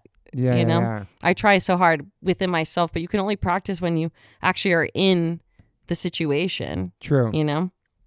Yeah. Are you optimist or pessimist? I think optimist, but like I do have a way of like getting like wound up into some negativity at times, but I always come back to like, you know, like my feet on the ground, you know. I get worked up and then I'm like, okay. You always been like that throughout your life? Yeah, I think definitely a lot more volatile with emotions like when I was younger. I mean, just growing up feeling different than everyone around you, Yeah. you know, like just it's emotional being a teenage woman, you know, and then eventually I move out on my own. I'm figuring out life on my own. Like, yeah, man, pretty fast. Like, yeah, just out there. yeah. So it's just like I'm just doing my best in those moments. But I think, you know, over the years, you realize like, okay, like reacting like that actually just like doesn't help the situation. Mm-hmm. You know, choosing a path of least resistance takes a lot of resistance. True. So that's kind of where I try to keep my headspace now, which is why I feel like I can get over those moments easier now rather than let it dwell and like drag it out, especially if you can't control it. Absolutely. All you can control is how you react. It's true. Yeah. Did you ever want to quit photography and do something different? All the time. All the time? Yeah, of course. It's like managing yourself is really exhausting, you know? Fuck, yeah. And people like underestimate you, undermine you. It becomes frustrating. Do you think times. people look at you differently without having an agent or manager, and it's just you? I think a lot of people are into it. They think it's cool, you know, Okay. and like you were saying about having that direct access, like yeah. it takes out like the middleman. It takes out. Totally. It's like it's more intimate, you know, Yeah. which I think some people crave in corporate settings. For sure. You know, they're like longing for that. Yeah. Like, oh, this person's like still like being true to themselves. Thank God, you know. Yeah. That's cool. Yeah. And you have any regrets in your life? I don't think so, because everything I've ever done has led me to this kitchen right now with you. Yes. But yeah, no, I mean, obviously we fuck up a lot in our lives and nobody's perfect. And I have made shameful decisions in my life, of course, you know. But having like a stable group of friends has really helped me just stay grounded, I guess. Like I know I'm not a bad person because I look at the people that I surround myself with, right? That, yeah. So when you come to terms with like, hey, you don't suck, like look at your friends, you know? Yeah. You can't be that bad. Yeah. Or else these people wouldn't be fucking with you. It's true. You know what I mean? Yeah. So just like kind of like settling more so into that. And yeah, I don't know. I think at the end of the day, like we have no other option but to keep on going. True. So it's like you better saddle up and buckle up Yeah. because what else are you gonna do? No, it's true. Would you do a book? I know you did like a zine before. Would you? Like, I would love to do a book. I need someone to help me. like So a gallery show too. also, if anyone's out there, but like you know, the trusting thing. Yeah. Yeah. But I would love help with like figuring out books and stuff because I have so much live music. I have so much like sneaker photography. I have so much documentary, like BTS. Damn. I have so much stuff that could be put into books. So is that a goal of yours shows. to put out a book someday? Absolutely. I think I'm just drowning in like my own Right. things. I just do what I can. Yeah. And like if I had like, you know, people. It's a lot of time to do yeah, that. it does. I need like a publisher to like want to work on it with me, and then like, you know, they have someone that helps with the layout. Oh yeah, for sure. So Fuck. it's a lot. It's a lot of work. It's And goes then by for the time you're done with it, you're but like, it's good to have like those people that Yeah. are that are helpful. You know, have your same direction. mm-hmm. You know, and like you said, your best interest. Yeah. Yeah. And Support, because it can be overwhelming. It you is. know? It My is. sister is a crazy artist with a lot of work over the years, and she's fortunate to have like a husband who is like a librarian. Oh wow. And so Oh, he's just like damn. it organizes everything in her work. And I'm just like, damn, you're lucky to have a person like this. You know, it's Exactly. understands exactly where you're coming from. This it's is just the like, problems I it's just like, have. I'm lucky to I have- get it. Yeah. Yeah. But you'll find it. I'm sure you will. Sure. It's just you're Sure. taking your time. It's Yeah, you the know, right it moment. is what it is. I Yeah. can't really change it. Right. So Right. I'm lucky to have my wife too. That like she's a business manager for ever, and she does my band, she does my Yeah. life. I'm just so fucking lucky that she has my back and gets all that shit too. You know what I mean? Mhm. I mean, Yeah. I feel like that's what punk rock taught all of us in hardcore, Yeah. doing individuality and Yeah. fucking going against society and against the grain. You know what I'm saying? Like questioning. Yeah. questioning everything. And Yeah. yeah, I mean, Truth seekers. I was talking to Derrick about it today that like you haven't had a real job in years. No. I You- mean, it's just that definition of Yeah, like, what is a real Yeah. job, dude? job? Yeah. And when you get into a mindset of like, it's got to be like how, you know, just to feel comfortable because everybody else is telling you Mm-hmm. that that's the way it should be. It's like, it's hard because to fight against that, True. you know, because it's something so normal to question those things and to be curious about other things. I think a lot of people all have that, especially when you're a kid. And that's why it's super important to have that environment to be around. You know, it's so helpful to have that environment that lets you explore, be a kid, you know, try out certain things, you know. And I think, I had that like indirectly because I didn't really have control over me, right? So I got to be curious and explore because no one was stopping me. So that's a big point. Yeah, it's a great point. Yeah. But I do feel like, I don't know. I love the fact that music was like totally like brought that into light. With especially, I mean, with my mom was a music teacher, but it was very fortunate that like my school had like a music class. That's great. And then you go there and they're like, we're going to learn about different classical composers and we're going to play instruments. And each time we come to the class, we're going to switch instruments, or each person gets to try to play different instruments. And what's so incredible about that is you get to build like your personality around that and you know, experiment with certain things, which I think is so vital as a kid to have that chance, you know, to try things out and explore and to, you know, one person's like, damn, I want to play those xylophones, you know, it's like, let's go. You know, it's like, but you have like the triangle that day and you're just like, but I think it's good that you have that triangle and you get to try, you know, there's like switch it off. And because there's like having that access is like incredible. It's gold. Most people, I feel bad that for people that don't have don't have the access. Yeah. Me too. Yeah. But I definitely feel the reason why we're all here in this kitchen, you're here, and we're a couple generations older than you, is because of this music that we found that connected everybody, right? For sure. Yeah. And skateboarding in this whole different world that wasn't the norm, I guess. I don't know. Yeah. I mean, you know, skateboarding's Olympics now. It wasn't normal then. It is now. It's that's true. the thing. It's like Olympics even hardcore. Now. Hardcore is becoming normal. Yeah. It's crazy. Yeah. Everything is becoming like one way or another in the light, you know? But I still feel if you tell like a civilian, like, I listen to my band's a hardcore band, they're still like, huh? Yeah, they don't understand that. It's not Green Day, it's not Metallica, it's something in the middle, melodic. I don't know. It's hard to explain to civilians. But even the fact that they know Metallica. Yeah. No, I know. You know, I remember back you say that before and people are like, did you know Metallica played in Antarctica? Yeah. That's crazy. That's crazy, dude. My mom went to Antarctica and got me a Metallica shirt there. No way. Yes. Serious? Yes. That's really cool. She went on a cruise. They played on every continent. I think that was insane. their whole goal that they wanted to do. But I do feel like as much as we think hardcore is a big thing and the whole world knows about it, it is a big world out there as well. And it's like there's a lot of people that don't know the bands that we love still. Yes. And that makes it's always going to be something special to us no matter how old we are. True. There are some things that people don't know about. Sacred. Yeah, like people don't know who Fugazi and a lot of these bands are. I don't know. Some people don't know that stuff. And we know, like, we got to see it and experience, be part of it, and be a part of this underground world that's still very underground in the sense to normal people. I don't know. It's kind of beautiful. Obviously, Turnstile, I think, are definitely, with all the TV shows they're playing and like all the cool festivals they're playing, but there's still hardcore kids representing all their friends, wearing their shirts, putting their friends' bands on. That's what hardcore's about, like pulling each other up and like exposing people to the music they got inspired by, and they're just killing it, man. It's just such a beautiful thing to see. Yeah. It's so cool you've been part of that journey, man. Yeah. It's weird and magical and beautiful and all the fun things, and it's just like I see how much hard work goes into making their dreams come true, and it's just very inspiring to be around, and nobody does it like them. Yeah. So I'm trying to be like that, you know? I brought like two friends who always broke my balls about being vegan to the pig vigils downtown. We used to do it at Farmer John's. Yeah. And they fucking lost their shit, and they're like, holy shit, they never even thought about this before or where this comes from. I like doing shit like that, you know? Yeah. I got to get on that wave.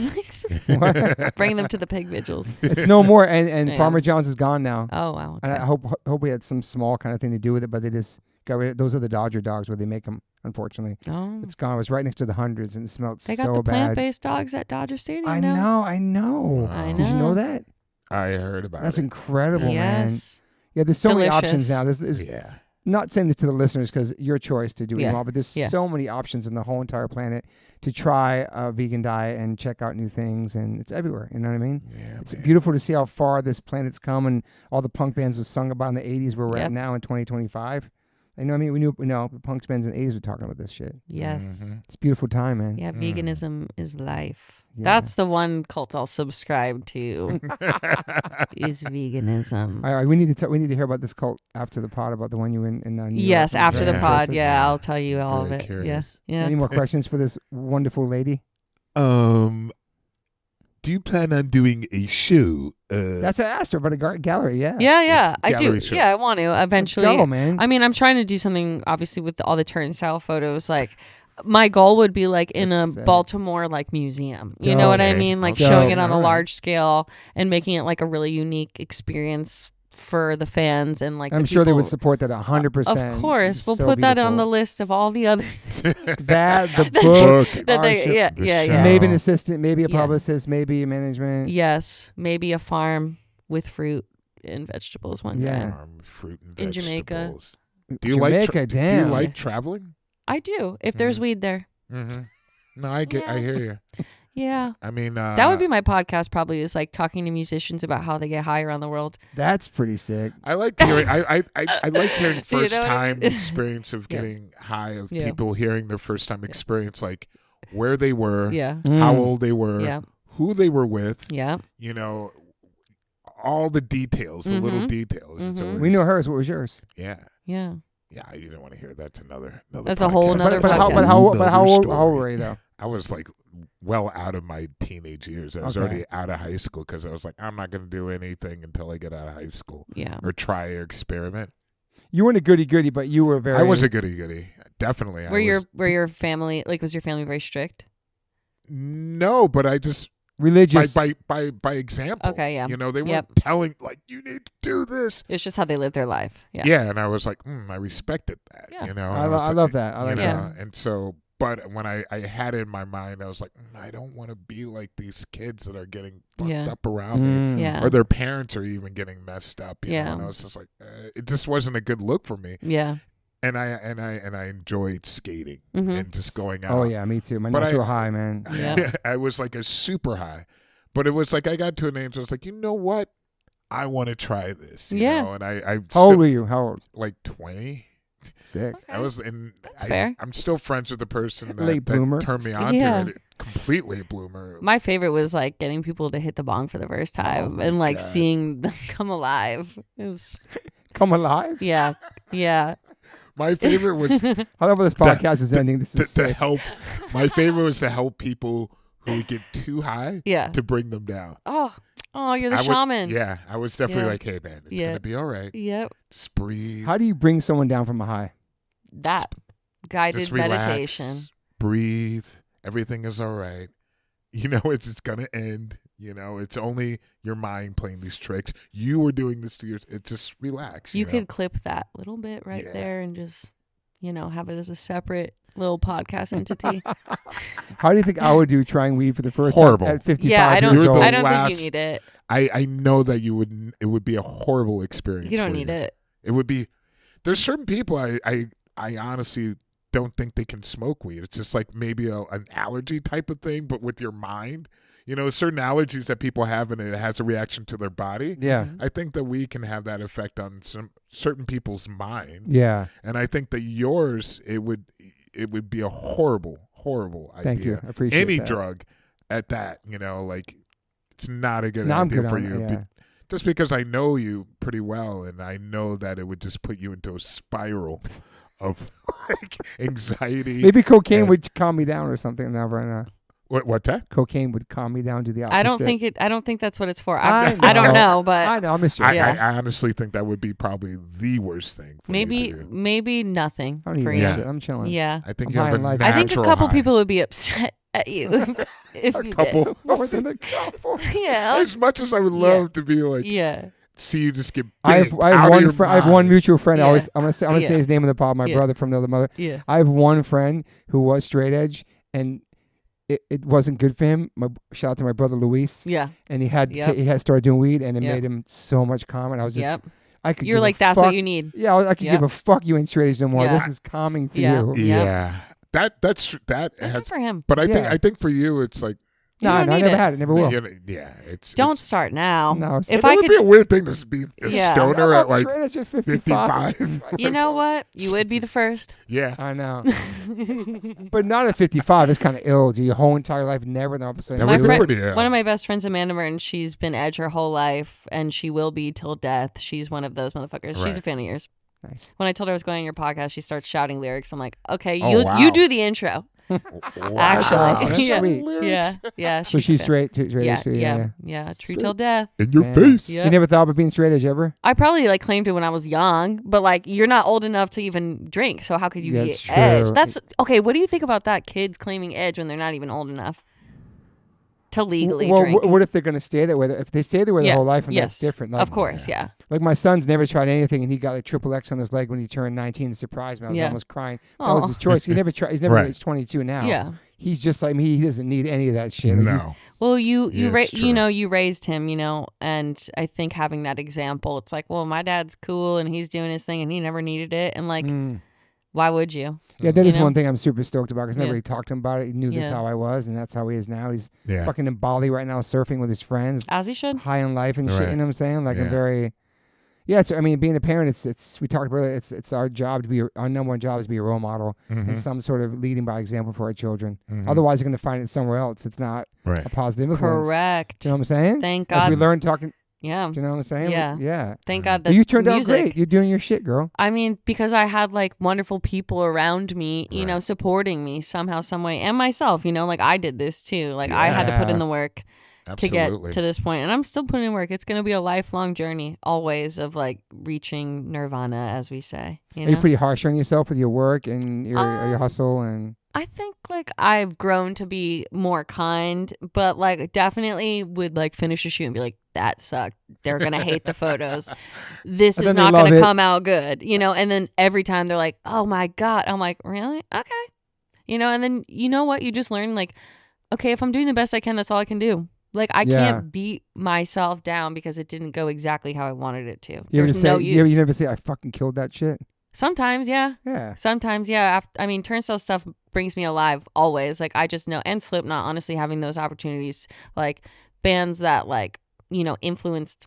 Turnstile, we grew together, right? In the sense of, like, I had my own style and, like, it ended up integrating into their work. But, like, I was influenced by Slipknot's imagery. Cool. You know what I mean? Like, and it's even crazier talking. Sometimes I've talked to Clown about my work because he's like, we used to like not even use photos that had light leaks in it because it was considered ruined. And he's like, I like that you make it a part of your work. And it's like stuff that we would like drive over the negatives like back and forth in a dusty like street to get our photos to look like a cool like fucked up way. Wow. And like here you are just like embracing that, and having your own way. So it was cool having him analyze my work and see it because I'm like, oh, like my photos are influenced by like that imagery. You know what I mean? The style, the intensity, the colors. Drive on top is crazy, dude. Fuck the negatives up, But I don't ruin my negatives. I think a lot of people think it is through the negatives. I don't ruin them. But I can't. I'm going to brainstorm after this podcast about like something maybe could represent you or help you if you accept it to help organize. I'm down for a meeting always. I'm down to always connect and like just talk and see, what could possibly happen. That would be amazing. I need the support. I'm getting tired. Yeah, it can be tiring, I'm sure. Like everything's on you, Always. Yeah. Every single aspect of my life is on me. And it's like, at this point, I'm happy to offer payment up to have help. Yeah. But you never really reached out for anybody. You never really tried yet. No. Someone once set me up with like an agent, and then when I met up with them, they're like, oh, you're not a guy. And then they weren't interested. You know what I mean? The fuck? Because, men... That's real? Well, yeah, because men get more job. Like people were looking for like a way to make money, right? So at this point, it was like white male photographers were getting everything.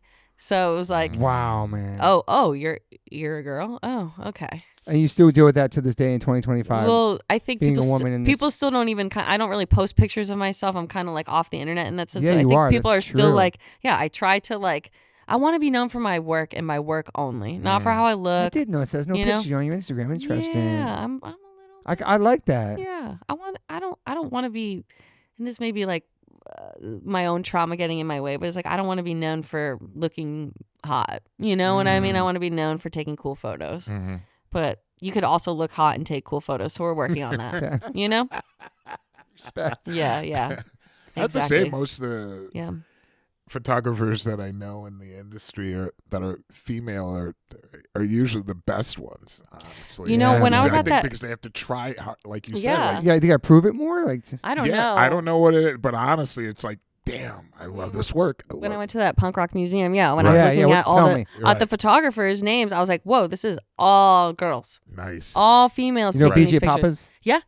Of course. Homie, of course. Legend. Of course. Yeah. Icon. Yeah. Total icon. Sure. Lisa Johnson is another one. There's so many good So ones. many, I follow dude. like so Me many. too. I'm just like, Yeah. There's so many good. And you know, like show photography, it's like we're all there. We're all taking the same photo. How are you going to make it look different than everything else? Exactly. I think that's like kind of what I struggle with. Like with like I'm not ever really finding my inspiration from other like live music photos ever. I mean, I also have my own style, right? So I don't really necessarily like look to that, and I like my feed is not very many like live music photos. It's more art and like weird stuff, you know. Cool. And it's like no harm, no foul against those people. Like again, like everyone has like. If they're into punk, like that's all they love. If they're a photographer for shows, like that's what they do, you know, and like that's sick, but like I don't know, I don't want my feed filled with shit. Sorry. Yeah, that's good to mix it up, and I mean, I love that you don't do it because it's expected, maybe, or because you're a photographer and you don't want to put your picture on there. You just fucking I just like I see the difference, like when I post like a selfie in my photos, like in my stories versus like times where I don't. It's like you could just tell. It's like, oh, a job's calling all of a sudden. Wow. It's like even women, like my friend Heather, like she's an incredible artist, incredible painter. She's trying to sell like an airbrush machine because she's moving studios, right? And no one's answering. Then she posts a selfie of herself with like her boobs out, and then all of a sudden sold. What the fuck? Wow. Yeah. It do be like that. World, man. Yeah. Damn. It do be like that. Well, thank you for being here. Oh my God, thank you for having me. This has been so sick. Like just like because I obviously I know you from the scene, whatever. Just hearing your story and your journey, man. It's fucking. You're a badass, man. You're a legend, and you're fucking. I'm excited to see what you do next, and I can't wait to come to your art show and buy your book. Thank you. And meet your new manager. Now I've got it. I know, right? I have so much shit to do. And meet Derrick's first client for his management company. Yes. I know. Let's start a management company. That'd be kind of literally do it, and I'll be your first client. Do we crush? Yeah, we crush that shit, dude. I would be honored. Should we put our hands in right now? I'll put my hands in to help you out for sure. No, for sure. To like start like letting people. So many. We know so many fucking people, dude. Yeah. You know Brooke Smith? Mm-mm. She dropped a book and she grew up in New York, and Dope. she has a sick photo book I'll show you. She's an actress. She was in Silence of the Lambs, a bunch of shit. Okay. And she Love has that. a hardcover book of like chromatic, just growing up with all documentary these dudes. about her. Yeah, I know. A random person in a movie who has like an interesting story beyond that. She's in tons of movies now, Yeah. but her book is so iconic. All the photos she has, and she put a great one out. Also, you know Nancy Burrell. Mm-hmm. Yeah, you know that Al Burrell's wife. Rest in peace, Al. She has a sick book out too. You know. Yeah, I would love to do that, and then like book fairs and like. Yeah, because that's where I met a lot of people too. I used to sell my zines at art book fairs, and then I'd meet a lot of different people that would work at brands through that too. Mm-hmm. You still have any more zines left? How many did you put out? Different. I just would do like 50 of each, and then just like get rid of it. But like I reprint whenever I feel like you could do a whole book of just all your zines too. I did that one time. I did like a retrospective for Soho House. They had like a library installation or something. Damn. So I have it still, like a giant book of everything I had made. At least I have that. That's like I don't have very many photos from when I first started because of my computer getting stolen. But a heroin addict in New York City. Mentioned a couple times. Who the fuck stole your goddamn? Yeah, no, like I left the gate open that locks for the door in my apartment in New York City. I'm young as fuck when I'm living there still, just left it unlocked, and then I like try to get in through my door after I get home from the bar, drunk as fuck, and I'm like, oh fuck, there's like the gate thing is on. Damn. And I was like, who the fuck is in my apartment? So I go up on the roof to go climb down, and I see the windows down, and my cat is just sitting on the bed like, like, what's up, girl? And then like my pillow's missing because they like took everything and like took it in my pillowcase. Damn, dude. So, but they got a bunch of shit. This guy got a bunch of shit, but he this is a good story. Even though it was fucked up, he had my iPod. And he didn't delete any of my music off my iPod. He was fucking with my music. So when he got caught because he would pawn stuff up, right? Right. So there was a tip that this guy was like pawning things off at the shop every day, right? So the police end up catching him. And because my music was still on the iPod, because I could name every single fucking thing on there, they caught him because my freaking iPod. No way, dude. My elite music taste. And then you're like, "Where's my computer?" Yeah, well, you got your iPod back? I got my iPod back. The computer was already sold.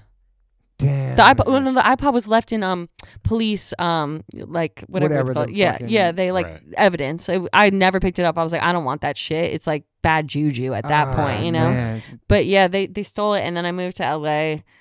And then had my shit robbed twice here, so everything was taken from me, and I still prevailed. Fuck yeah! Like, all the odds against you, I girl. moved out here with whatever was left, right? And then got it was robbed all taken. too? Yeah. You got robbed too. You knew? Yeah, my mom's camera that she had, like everything. Jesus, man. Computer again. But at this point, I knew like about hard drives. Yeah, you know? I was gonna say like yeah. I have stuff from that, and luckily, Tumblr. You're lucky. Jesus, fucking it pisses me Tumblr. out because I lost some shit in the past. And I'm like, every day I'm like, maybe I can find it here. Maybe I put it in the cloud somewhere. Yeah, I mean, if I could get to my photo bucket, if I could get in that, right, which is like a website that a lot of like kids would use. Yeah, that name, yeah. So I'm like, I know there's gold mine on there. If I could figure that one out, that's like all my scene kid life photos. Like when I was doing like the emo punk, like crazy hair, skin tight clothes. Damn, I know. Man. You could probably get the password somehow. Some way. My new manager will figure it out. Yes, that's true. Right. Mr. Green. Yes. Yeah, let's get on it. I know some computer hackers. Yeah, there you go. And then what's your Instagram again? Alexis Jade Gross. People can find your photos there. Do you check your DMs and shit? Yes, I do. Okay. Yeah. But I don't always answer. Okay. It depends on the energy they're bringing, you know? Man. I'm open to like people who are really cool. And like I talk to a lot of Turnstile fans, like I'm one of y'all. You know what I mean? I'm right there with you guys. Like we're all excited in the same way, and they're so sweet. Mm-hmm. They're really good people. But then there's people being like, "Can I assist you at this show?" And it's like they don't even follow me, and I'm like, an assistant at a show. Interesting. Ticket to the show. Yeah. Oh, Lord, I hate that. And that's another thing too. Like people be like hitting you up out of nowhere, which I'm sure you guys deal with, man. You know, and you're like, I know what you're doing. You're saying, oh, I've been thinking about you. No, you're thinking about Turnstile. Actually. I get the crazy. I don't want to talk on the pod. I get the craziest. I'm sure you do. Travis Barker. They're like, can I get to Travis Barker? Even the most, even other ones, man. Like I'm going to say names. I'll tell the pod, which I actually came through with some people because they were homies who had kids. Mm-hmm. But it's like, dude, the most random shit. I'm not even in this band. Yeah. Right. The craziest I got one time was a friend of mine was in Australia, and he wanted to go see Paramore, and he wanted +6. And +6? And I got him in plus. I text Haley. She'll be right back. I got him +6. Haley is amazing. I met her this year. And we had a moment where I was telling her about how when I saw her in New York City playing at the Continental, it was her first time ever playing in New York City herself. Continental Divide? Yes. Oh my God. Yep. That's my boy. Yeah. Trigger with the hat in the front. Yeah. Yeah. So, I shared with her, like, I couldn't believe that, like, a girl there. I hadn't seen any girls like do that yet, you know? So I was like, I knew you were going to be big then. She was like, hey, you know what they say? Don't ever kill yourself. Like, you never know. You never know you're going to make it. And I like see her saying that to me often ever since she said it to me. Amazing. And then she DM'd me after being like, yo, it was so sick to meet you. And I'm like, she's the realest, you know dude. what? I already did, but I like legitimately heavily fuck with you. Mm-hmm. She's badass. She's the best, man. I hope I get to like work on some. I'm sure she would love to, but I hope we get to work together in some capacity someday. You know, dude, she's the fucking best. She's a homie. Respect. I fucking love great her. Show, dude. That was a great show. Her new record's fire. Yes, all this shit, dude. Shout out to her new album. It's amazing, man, and I love how she like launched it. So creative. We lack a lot of that these days. So okay. Yeah. Love you, okay. Derek. All right. Yo, thank you for being here. You're fucking amazing. Thank you. You're great. You guys are too. Thank you. Bye. Bye. Welcome back, Alexis. We are back catching up on your podcast that is now out to the world. Thank you for coming back on and catching up with your life. And on this podcast, I said you need to do a book. We talked about all the photos you took. And now you're here with some very exciting news and some other things. So welcome back. Thank you for having me. I'm so happy to be back. We're back. Back so what's good? What's going on with you? so many new and fun things. Oh my goodness. And did you get a manager either? Because we talked about it on the podcast as well. Mm-hmm. I just started working with someone. We're testing the waters. We're Awesome. seeing how it's working, and so far so good. Congrats. Yeah, that Thank can be you. challenging. For Right. sure. Yeah, making sure you guys like can work together is obviously the next step after finding someone. So she's really cool. So, like, shit. Whoa. Sorry about that. Whoa. Also, like giving up, like, you know, this is your baby, this is your life, it's loud now. Yeah. It's Sorry, real loud. guys. Also, like just giving it over to somebody, and like we talked on this episode, giving it all up and trusting somebody to take over the reins, so you can be focused on your craft and your art. Yeah, I mean, I started therapy since we were here last. Actually, No way. Okay. Yes. Fucking congrats. Yes, that is a big thing that happened, which is how we got to me being able to trust someone right now. Because I'm proud of you. after talking through all of the things, you know, that keep me up at night with her, we decided like the best thing truthfully would be someone helping me manage that type of shit. So Fuck yeah. Yeah. you know, Congrats. I look to her as someone that I can really trust. I know she has my back 100%, 1000%. Yeah. Like, she's never let me down from the minute I've walked in her door. So shout out to my therapist if you're listening to this. I'm so proud of you. Yeah.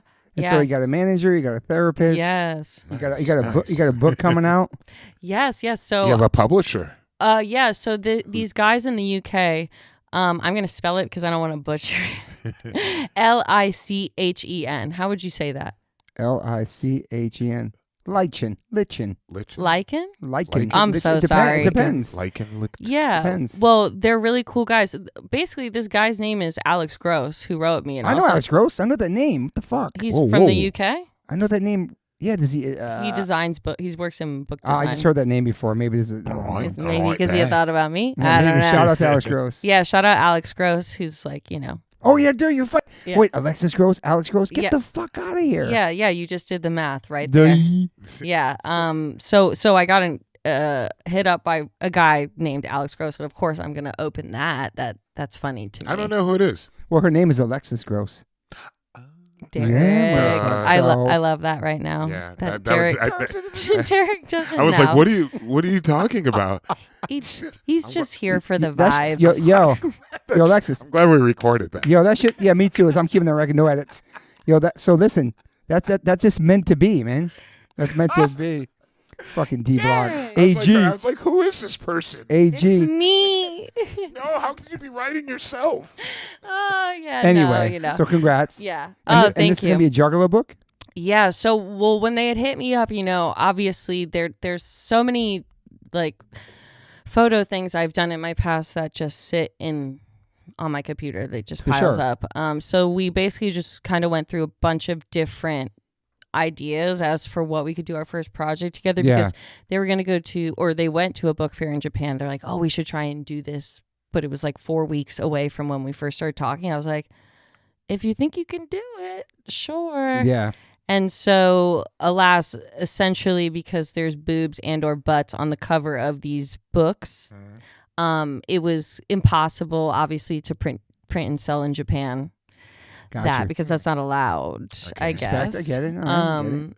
Or at least their printer that they were going to get it through wasn't going to be open to that. And I didn't want to make it stray away Right. from For sure. what the origin is. So essentially I sent them like, you know, a lot of photos, and we decided on making the first book a mega Juggalo book because that's the longest standing collection of imagery I've been working on. That's amazing, though. How did they hear about you?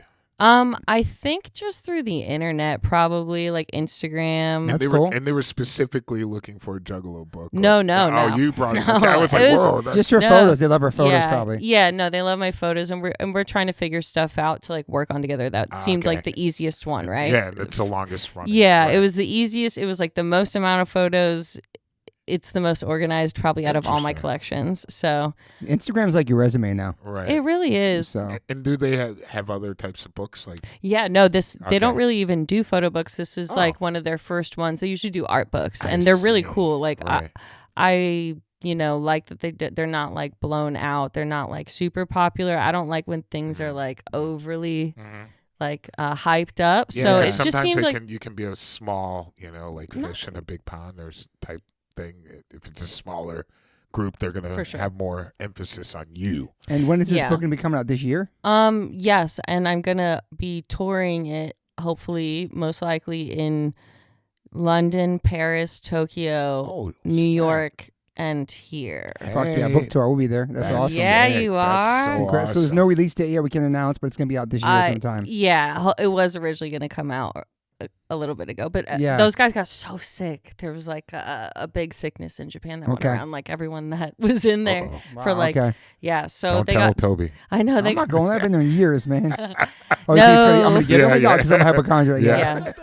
Yeah. No, they were really sick. So I just actually we just started picking it back up again now. So we're working on that now. Awesome. Mm-hmm. And then I saw that you were at the you went to the Foo Fighters to Dave Grohl's birthday party, and you're taking photos with the Foo Fighters. Is that something first time working with them or?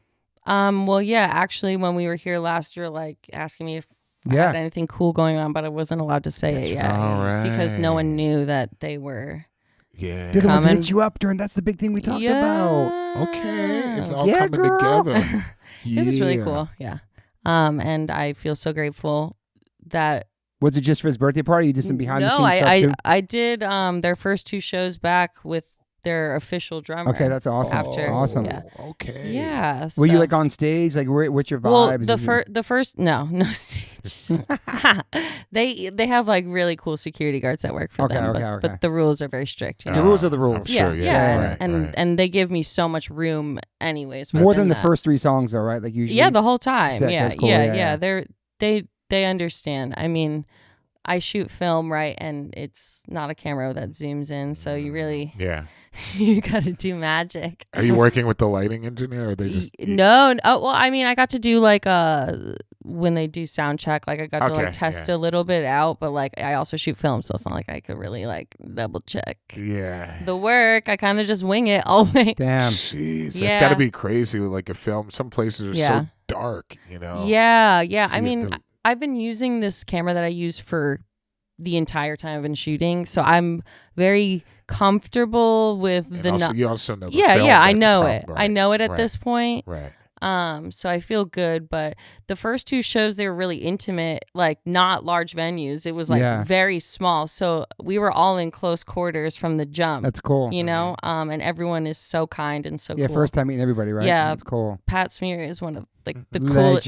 He is the coolest person I've met. Coolest so forever, long. yeah, man. Yeah. Have you had him on here? No, you need to be awesome. Pat Smear be on this podcast. He's a legend, man. Please. I've only heard good things about him. Me too, man. Yeah, he's so smiley. I looked at him. I said, "You look like you love your job," and he was like, "You look like you love yours." I'm like, "Yeah." Even Grohl's always been cool, and he's amazing. friends with Derrick too. He's amazing. Oh my God, his energy was so sick. He's got crazy energy, right? I was this is the definition of an actual rock star. I am in the presence of a true rocker. Also a humble one too. Definitely. He definitely knows his roots. Dope. Crazy history. Yeah, man. Oh he would God. be great on the great, oh man. my God, he would be the best. Hit him up, bro. Hit him up. All right, dude. Yeah, he's amazing. I saw Scream back in the day with him. We both saw his old band. Yeah, in DC. we know. We were huge fans back then. Scream.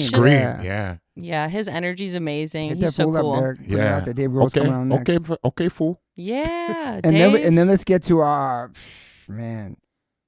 hardcore hit a new level this past weekend, man. Hardcore took it to a level we never seen. Indeed. It's so amazing being hardcore elders as we are and seeing Turnstile win 2 fucking Grammys, even though they won they won, but against our friends at Deftones, our friends Linkin Park. I still thought that was fucking incredible, and I'm sure Deftones and Linkin Park are so happy for them because they already won stuff in their past. Shout out to both those bands, but Turnstile, bro, for hardcore, it was beautiful. Yeah. Kudos to them, and for you, you're part of that fam. You have photos on that record. The part of your family must have been amazing. Yeah, I mean, I'm still processing it all because they're just so normal. We all just have a very normal life. So when we're put in this situation, well, I guess they've been maybe a little bit past normal for a bit, but when we're all hanging out, it nothing ever feels it never feels any different. So it's just I already felt like we were winning. It's just the rest of the world is catching on finally. Absolutely. And when I started shooting this band, it's not like people were jumping at the seams, right? To like shoot them as well, right? Right. So just like being there, and from that point till now, and just seeing it all accumulate to this, like, what is next? Seriously, yeah, I'm so curious to see what is next for them too. Yeah. Whatever they want, because that's what they do. They've been in the game like 15 years, maybe. They have so many records out. That wasn't their first album. It's not like a brand new band award. They worked hard and paid their dues. They definitely worked really nice, hard, man, for sure. And interesting enough, the internet's a terrible, negative place. All I seen was positive shit. Like, yo, we're fucking psyched. Yeah, like, if you have something to say about this, fuck you. Because these guys are living it and doing it, and they're representing hardcore in a great, positive, diverse, communal way. You know what I'm saying? Oh, yeah. 100%. So awesome, dude. Yeah, I think that the saying should go is do no harm and take no shit. So, and I think that's the way that they run their lives, right? Yeah, for sure. And I'm proud to be a part of people who don't feed into bullshit like that. It's fucking awesome. Did you hit some Grammys parties? PMA all day, bro. That's right, girl.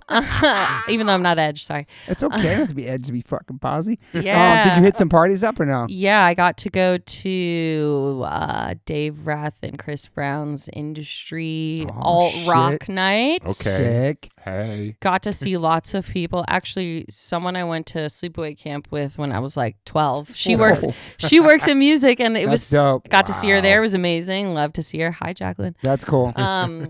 And yeah, it was cool. Got to catch up with like pretty much literally everybody I've ever worked with since I started taking photos. That's cool, man. It was really fun. And then I tried to go to Haley's party. I was there. It was fun. The freaking line. What am I about to do? Text Haley, hey, you're at your party. That was a sick party. Saw a lot of people that I knew there. Everybody, so many friends there supporting. It was a big deal for her. I was so happy for her, and everybody represented her. Me too. She and, got robbed.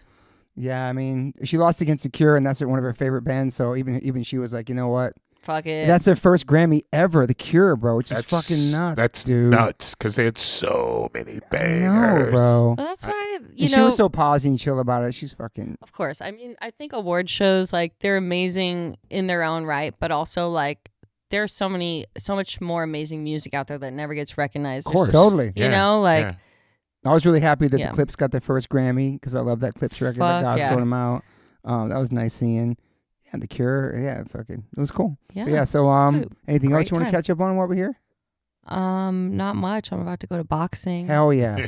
I'm excited. How long have you been boxing for? Probably about 3 years now. Nice. Damn. Yeah. Okay. That's a good way to fucking release stress and anger and all that shit, huh? Yeah. I would like to use it sometimes on people, but it's not legal. Right. So. Yes. Well, it might be legal in the pit, maybe. Like, who knows? Like a random elbow. I don't know. Are you sparring with? I wish I just spar with my coach, and he's really gentle on me because like I'll scream at him, you know. Right. You know. But no, I actually want to start sparring this year because I just started using my legs and my elbows, so I feel like I'm more so prepared. Yes, step into it. Yeah, I'm not afraid. I feel like for the longest time with boxing, I was afraid, like, don't hit me. I just want to hit you, you know. But like, you gotta get hit. Exactly. That's what you learn with boxing. Is like you're gonna get hit no matter what. So it's like, how are you gonna take the punch and how are you gonna get him back? And you could use that in life. Absolutely, 100%. Translate in life. You know what I mean? You're gonna get punched no matter what. Exactly. So it's like, however it's like you said, it's like how are you gonna react? It's really important. You know, what, like a real life situation, you mean? Real life situation, also in boxing. You know, it takes a lot of control and discipline to kick in and let it naturally come about. And it's great how it's definitely related to life 100%. Yeah. And most people that know how to fight, grapple, all that kind of stuff, they never even get in fights because they know how to keep themselves calm. It really gives you confidence. You know? Yeah, absolutely. For sure. It gives you confidence to know, like, I could fuck you up, actually. You know, that's why I'm not even afraid. Right. When was the last time you got into a fight? Physical? Yeah. Never. Good I for love you. that. Yeah. Never. Of course not. Yeah. I'm a very peaceful person. And when I snap, I'll use my words. Yeah. Have I been pushed to want to fuck somebody up? An ex-boyfriend. But I think it's great for everybody to have some type of some type of self-defense. For sure. Discipline, release, all that stuff. Yeah. For sure. Damn, so we got the Juggalo book coming out. Congrats. I'm fucking psyched. Congratulations. I think there'll be more books. This is just the first of many. Yeah, this is the deal, first. Right? Yeah. I mean, deal loose, we'll say that loose. But I'm going to be working with them. Like it seems pretty easy once we get the ball rolling with everything. I'll be putting out much more stuff now that I have. Because you have lots of photos, man. Yeah, and they know that I have to send them everything, and they're the ones that are going to have to go through and curate it. And then I make my notes, because that's basically what has stopped me for so long, is the overwhelming amount of images. Yeah, I'm sure. So they're on my team. That's awesome. And then maybe some more working Foo Fighters. Who knows? Foo Fighters and more. Like, who else is out there? And now you get a management. So the management, what do? They kind of pitch your resume to different people, or I don't know. Sometimes, like they got your back, obviously. Yeah, basically, I just need someone to like just have my back. And I love that. When people hit me up, like you've been solo dolo DIY for so long. Can they contact your management on your Instagram page? Yeah. No. I'm still doing it like I'm the first stop, and then I bring her in. All right. For now. Okay.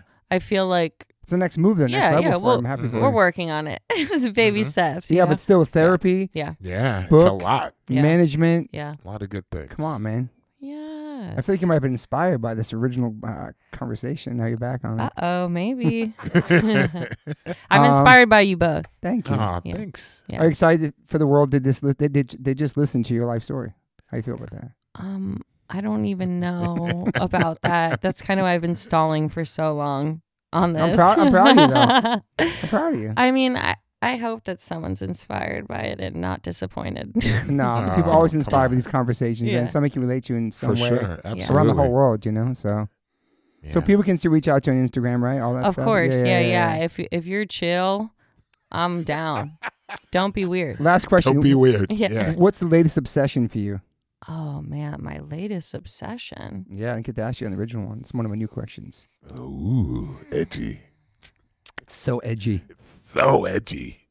Like you binge watching something and you fucking, I don't know. You drinking more coffee? Like, what are you doing? I guess Rocky's Matcha. I'll give a shout out to Rocky's Matcha. Wow. That's my latest obsession. Okay. Yeah. I'll be making those every morning. What is that? What is it? Rocky's Matcha? Do you? Matcha? Yeah, matcha, bro. Okay, I'll say matcha today. It's a brand. It's brand. It's yeah, Rocky's. It's the best one. Okay. Why? Is it less sweet? It just tastes so incredible. It's like I'm gonna get down with it. The freshness of it is incredible. The flavor of it is incredible. Okay, I love matcha. It's the way it's sourced, all of it. Okay, this is important. Yes. Also, that company Mud Water that we talked about? Yeah, I remember. Yo, they just dropped like a crazy vegan protein, like the illest, cleanest. They have a store in Venice. Yeah, they do. I want to check it out. All right. Santa Monica. I hit Lucy up about it too. I hit her up because she mentioned it to us. Shout out to Mud Water, but I heard it's like the best vegan protein out right now. All right. Vegan protein hurts my tummy. It hurts a lot of people's tummy. I mean, according because to they're using usually pea protein. Yeah. According to the interwebs, there's a lot of lead in different supplement proteins. That's why I just try to proteins eat nuts. in general. I mean, get your protein sourced through actual food is better. Nuts right there, but I mean, a lot of times with the powder and everything, it's all Yeah, I can't. Everything's bad for us, I can't dude. do that. I mean, I go to the farmer's market. I try to be on top of everything that I'm putting inside of me. Yeah, processed protein. But I mean, I think there are some good companies out there. I don't have tummy issues. Okay. Yeah, word. But I'm not going to shout them out. But I believe they do exist. And I've all right. Well, let us know after the podcast. Afterwards, I'll make a nice list. Yeah. You think we covered it all? You feel good? For now, till next time. Part 2. Till next time. Couple years, part 2. Oh my gosh. We have like 10 books out. All right, thanks for being here. Thank you for Thanks having for me. listening. And I'm happy for all the things going on. 2026 is really fucking stoked for you. Making moves, man. I just want to say that it's just so crazy sitting in your kitchen with both of you, because young me would never imagine this. Well, thank you. Truthfully. Right on. So thank you for having me, and thank you for seeing me. Of course. Thank you for being here. Thanks for the kind words. It made me emotional when we hang out the podcast now. I have too much caffeine to cry. Yeah, you had a lot today. I'm happy to meet you and become friends with you from this podcast. I'm stoked. Me too. Thank you. All right, Derek. Love you. You good? Much Thanks love, for being homie. here, Derek. Randomly. I know you're going to be here today. It's great. Neither did I, but we're just hanging. The universe has. The stars align. Yes. Okay, bye, everybody. Bye. Gotta give a big shout out to Liquid Death. I've been in a band called H2O for 30 years, and my first real job with a company is a water brand. Go figure. Love you, Liquid Death. Love the people. Love the brand. Love the concept. Love what they give back. Love the community. Love what they do for the environment. You can go liquiddeath.com/OLLC and get free shipping on any of their merchandise that they make. They have such incredible collabs. Also, if you want to hear the story of the CEO, my good friend Mike Cesario, on the podcast, you can go to episode 115, part 1. And then 2 years later, we dropped a part 2, which is episode 275 with the CEO, Mike Cesario. Just a man from Delaware with a dream, worked at a marketing company, and made this become a reality. Liquid Death is an incredible company, incredible water, incredible people. And I'm super, super honored to be part of them. They sponsor my life. They sponsor everything, my family. So go liquiddeath.com/OLLC and get free shipping on anything you want to buy on that site. If you want to get water, it's exclusively on Amazon.com. Murder your thirst, y'all. I always ask my guests if they have any regrets. I personally don't have any regrets. Even when it comes to my tattoos, I have the silliest tattoos. Even my ET on my leg, it's still a childhood memory for me, and I love it. I've had tattoos on top of tattoos strictly because I wanted more tattoos. I started getting tattoos when I was 18. I'm 52 now, and I can't stop. I've had laser treatment before on something on my arm. It's 4 tattoos on top of each other. And that experience at that place was pretty fast. It was pretty cold. It was in and out, swipe the credit card. Don't really tell me much, didn't give me much details of anything was going to happen. So I never went back. So as of most recently, I'm so lucky enough to have had 2 sessions at Removery Tattoo Removal. My tattoo on my arm that looks like a big black blob is now super light. I've had 2 sessions. I have a long road ahead of me. None of this stuff happens overnight. You cannot take a tattoo up in one sitting. You have to be patient. And it's painful. They ice you up. It's super fast. To me, it felt like a bunch of rubber bands. But what's more painful than that is looking at something on your body that you think you're stuck with for the rest of your life. That sucks. But now for me, I'm really happy I started this journey. I'm slowly going to get this tattoo removed. I never thought in a million years I have any kind of real estate on my arm. I don't even know what I want, but it's exciting. I'm so honored to announce that One Life, One Chance podcast is now with Removery. Call 866-934-4570 or go to removery.com. Use TobyH2O and get $100 off your first session. One of the most experienced tattoo removal companies in the world. Removery has 155 locations and 1.8 million treatments. US, Canada, and Australia. State-of-the-art peak-away laser technology, cryo-technology to reduce any discomfort. This is so exciting for me because all I do in these podcasts is talk about tattoos. From day one, if you've been listening to this podcast, we talk about tattoos, talk about getting removed, talk about getting covered up. So this is such a perfect fit for me. Definitely check out One Life, One Chance podcast, episode 281. I have Carmen Brody, Mike McTurnan, and Dustin Ortle from Removery. And this is over a 2-hour conversation. People had submitted questions. It's an incredible conversation breaking down the do's, the don'ts, the fears, process, the results, everything you could imagine about getting a tattoo removed. It's all in this podcast. It's an incredible episode. I appreciate them all coming out for it. So check that out if you want to learn more about Removery and what it's like to get a tattoo removed. Once again, go to removery.com or call 866-934-4570. Use my code TobyH2O and get $100 off. These guys are located everywhere. Try it out. I have a lot of friends who are sober, a lot of friends who are straight edge, a lot of my friends who are going through it. I know struggling with substance abuse and alcoholism can be really, really hard, especially knowing who to turn to. It can be really, really daunting. I'm here to say that a good friend of mine and his friend started this incredible treatment center called Refined Recovery. He gave me a phone number, 855-516-3332. You can text, you can call them. It's totally confidential. It's safe. There'll be somebody on the other line to help you out, a compassionate human being to talk to. They help you navigate the process, the insurance treatments. They accept most of private insurances. You can go refinerecovery.com, Refine Recovery Instagram. I know it's hard, but reach out to somebody, man. People care about you. People love you. People want you to be here for a long time. People love you in their lives. If you're going through it, make this phone call. It's totally private. I know people DM me all the time about going through it and going through sobriety and trying to get straight and trying to take care of themselves, and the struggle is totally real. And Refine Recovery is the definitely move. reach out to them, 855-516-3332, or text them, 855-516-3332. You can call or text this number anytime, 855-516-3332. You know the drill. This number is here for you to call.